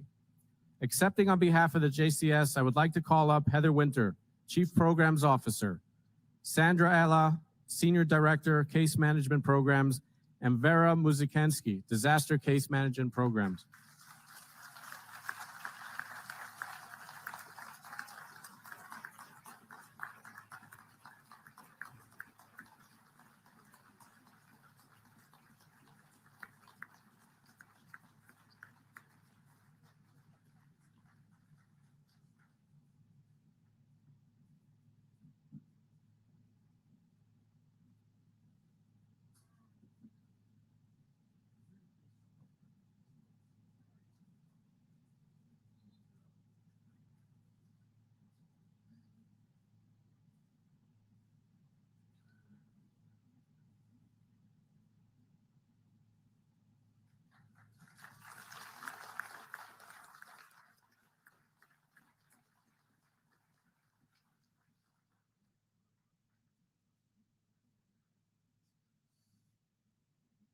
As a community-based humanitarian organization, the American Red Cross of South Florida region mobilized its volunteers to Surfside.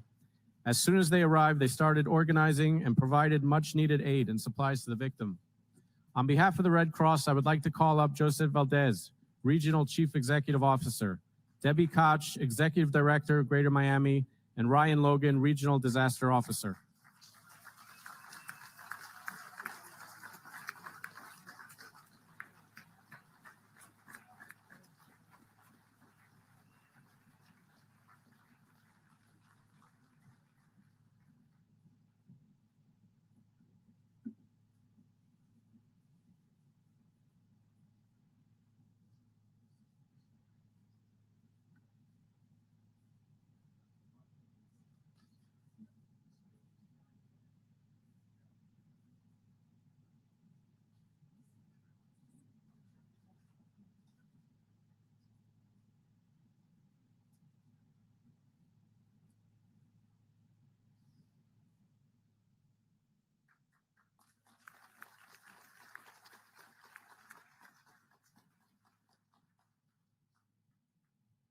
From the moment the Global Empowerment Mission arrived in Surfside, they started providing family necessities kits for victims. They provided funds to help family members traveling in and displaced unit owners. They continue to provide financial aid to the survivors to help them with long-term recovery. Accepting on behalf of GEM, I would like to call up Kimberly Bentley and Danush Caponi.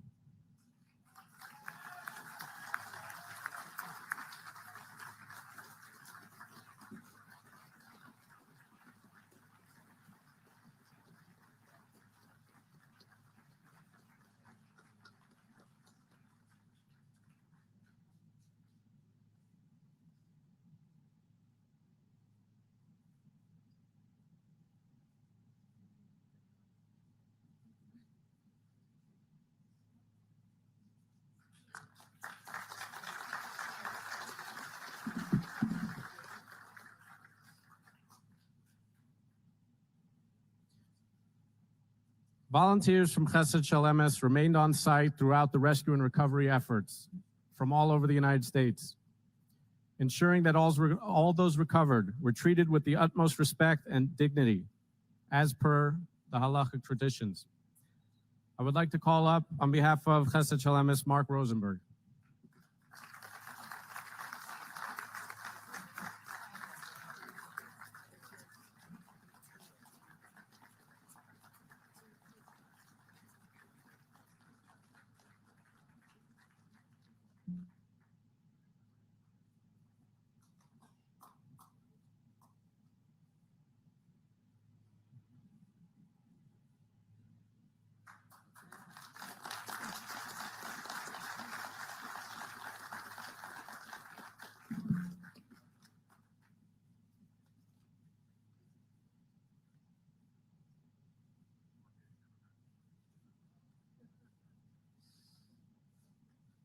Hatzalah of South Florida was on the scene providing medical aid to the victims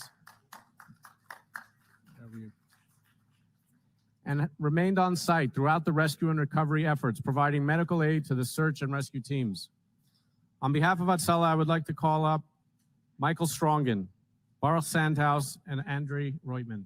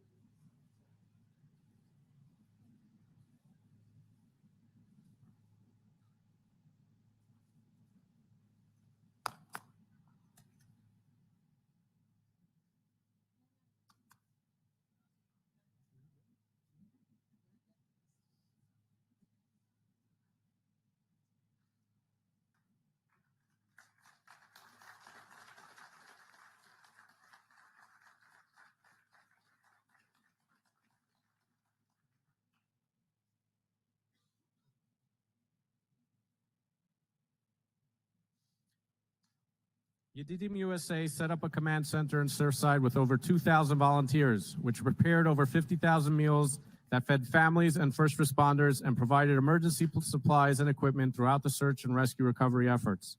Accepting on behalf of Yedidim, I would like to call up Iran Hazan and Noah Hazan.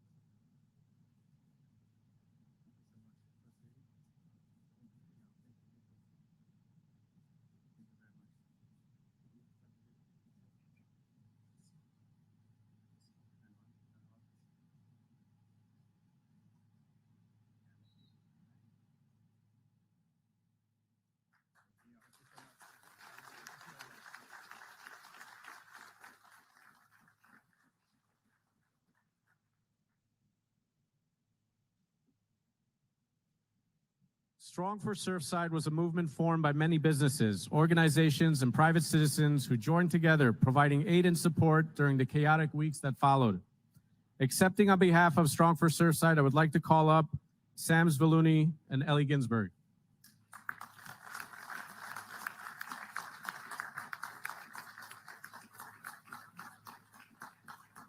Anytime.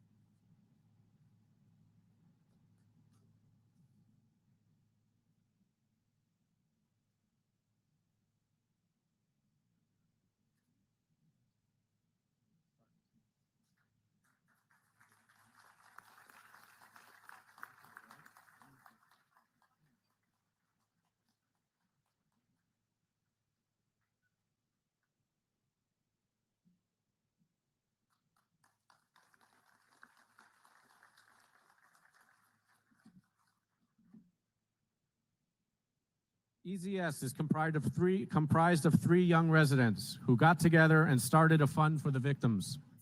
This fund collected over $1.5 million. EZS was recently recognized by Miami-Dade County for its charity work, and we're proud to be able to do the same.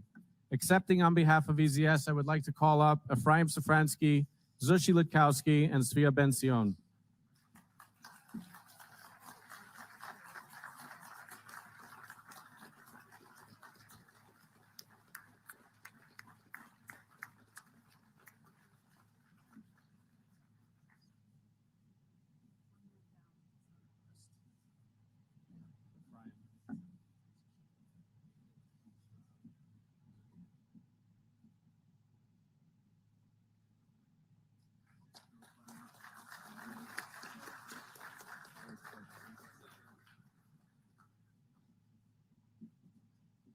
I would like to take a quick moment to recognize and mention some of the other organizations and charities that provided much needed aid and support to the victims of the collapse.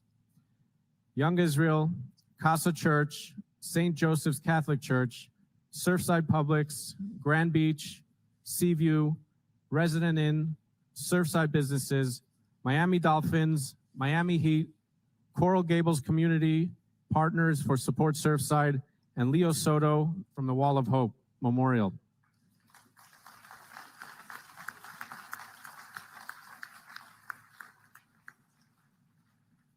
There were so many more who gave so much. Unfortunately, it's impossible to stand here and name them all.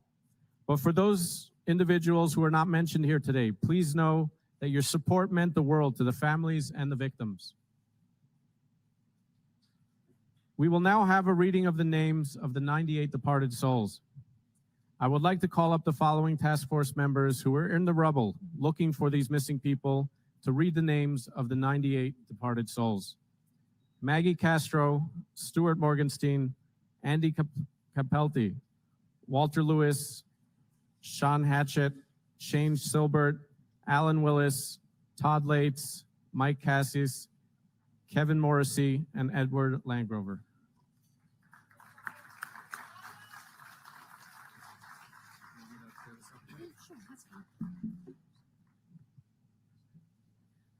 Good afternoon. On behalf of the first responders and the USAR task forces present here today, we are absolutely humbled to stand here in front of you.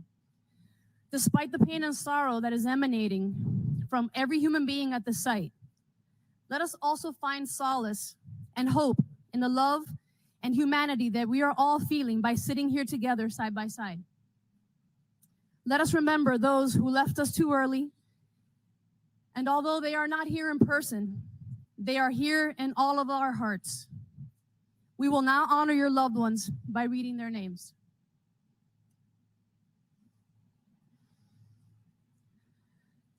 Luis Fernando Barth Tobar. Catalina Gomez Ramirez. Valeria Barth. Mercedes Fuentes Urgeles. Raymond Urgeles. Arnold Notkin. Maria Caspi Notkin. Harold Rosenberg.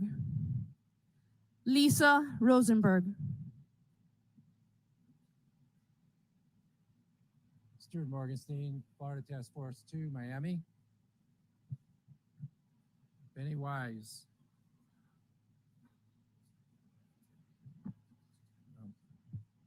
Julio Velasquez. Angela Velasquez. Marina Restrepo Asin. Vishal Patel. Bhavna Patel. Ashani Jia Patel. Richard Roverosa.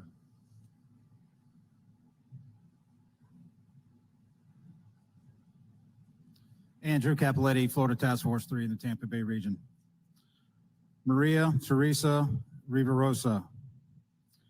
Andres Levine. Moises Rodon. Mihai Radulescu. Maria Papa Radulescu. Cassie Biladu Stratton. Rosa Sayez. Margarita Vasquez Bello. Francis Palencia. Walter Lewis, Florida Task Force 4, Central Florida. Hilda Noriega. Miguel Angel Pazos. Michelle Anna Pazos. Anastasia Gramova. Miguel Kaufman. Gabriela Camus. Alfredo Leone. Lorenzo de Oliveira Leone. Gino Cesar Catarossi.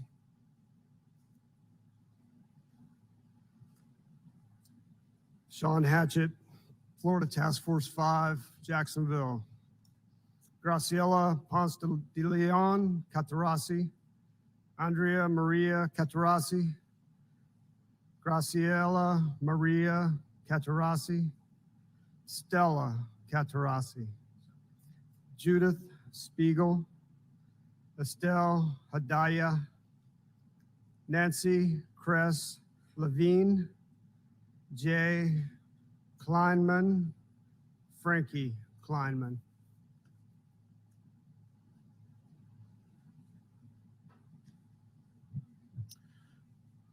Shane Seibert, Florida Task Force 6, Southwest Florida, and I'm honored. Anna Ortez Kleiman, Luis Bermudez Ortiz, Leon Lakowitz, Christina Beatrice Elvira, Nicole Duran Manisharov, Ruslan Manisharov, Manuel Lafont Jr., Andreas Yanni Soapoulos, and Fabian Nunez.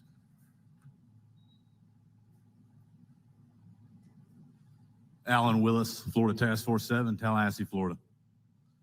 Andres Galfrascoli, Sofia Galfrascoli Nunez, Marcus Joseph Guara, Ana L.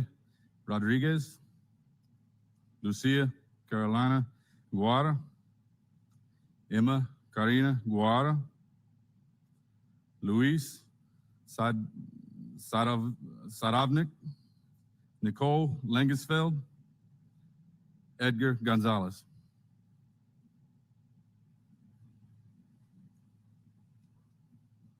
Todd Leeds, Florida Task Force 8, North Central Florida. David Epstein, Bonnie Epstein, Antonio Lozano, Gladys Lozano, Oresme Gil Guerra, Beatrice Rodriguez, Magali Elena Delgado, Gonzalo Torre, Maria Torre.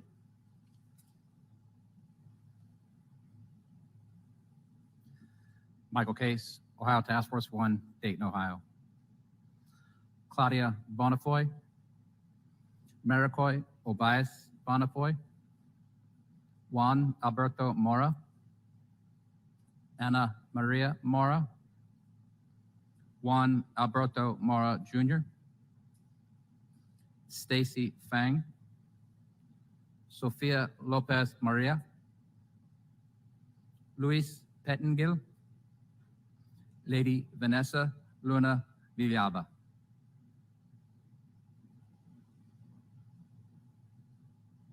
Good morning. Kevin Morrissey, New Jersey Task Force 1. Honored and humbled to be here. Alexis Morera Pettengill. Anna Sophia Pettengill. Luis Lopez Morera III. Michael Altman. Zavi Ainsworth. Iddy Ainsworth. Gary Cohen. Brad Cohen. Deborah Berizdivin.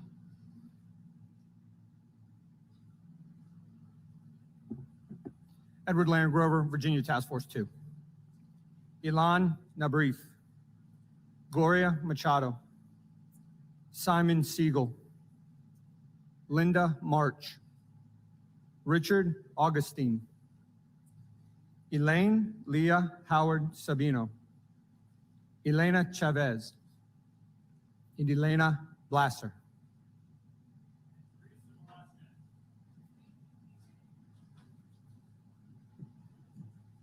Teresa Velasquez.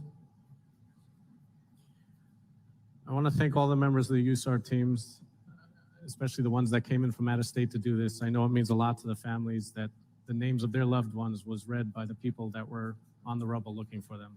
Thank you.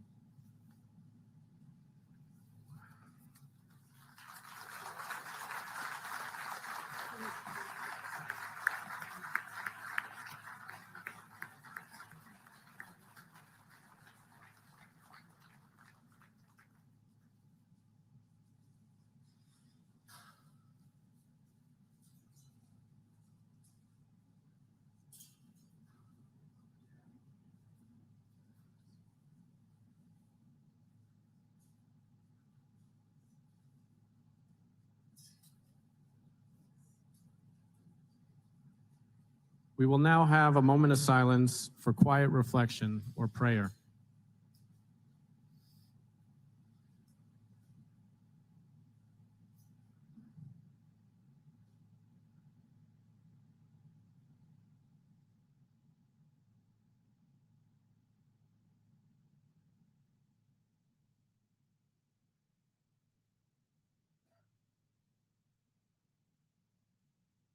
I would like to call upon Father Sosa, pastor of St. Joseph's Church, to lead us in benediction. Father Sosa provided spiritual guidance, mentorship, and healing for those affected by this tragedy and regularly to the residents of our community.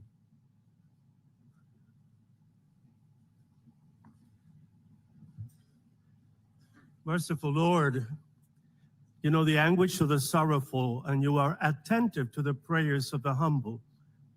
Hear your people who cry out to you in their need after 1 year, still in their need, and strengthen their hope in your lasting goodness.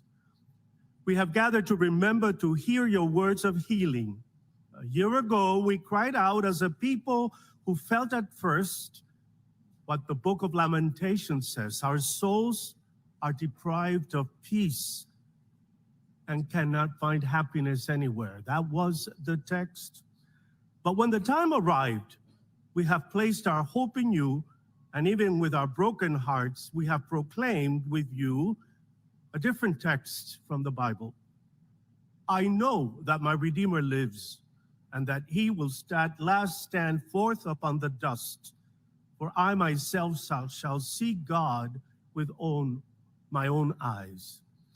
And then we also heard the words of the New Testament that announce a truth from which we cannot hide away. I quote, "We know that we have passed from death to life because we love our brothers and sisters. Whoever does not love remains death." Bless us, God of the living and of the dead. Help us to overcome this tragedy by loving one another more, by loving all our brothers and sisters, whatever race, culture, religious preference they may be found, especially those that have been taken from us. And as we mourn their death, show us the immense power of your goodness. Strengthen our belief that each one of the souls we have mentioned has entered into your presence. And then, of course, oh God, continue to comfort their beloved families and friends. We pray this in God. Amen.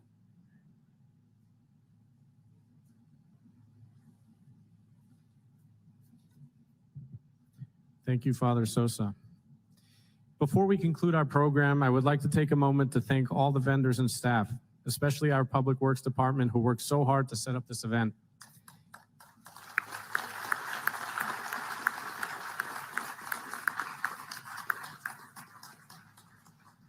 Each one of them knew the importance of their work, and they all went the extra mile to ensure that this site would be ready for this weekend. It was very important for the family members to have the event on this site, and I want to thank the property receiver, Michael Goldberg, for making sure their request could be a reality.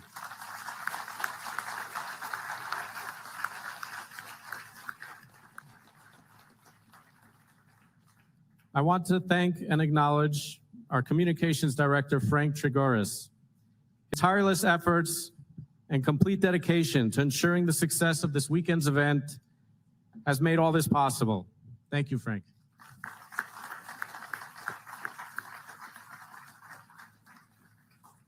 Ladies and gentlemen, distinguished guests, this concludes our program. I would ask that all the USAR members here today please come up to the stage momentarily, as we would like to present you with a challenge coin.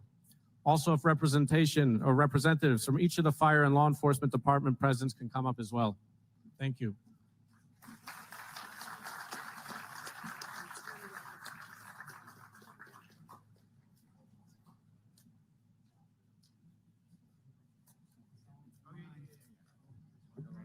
Quick photo with the sign. Right here. Yeah, good.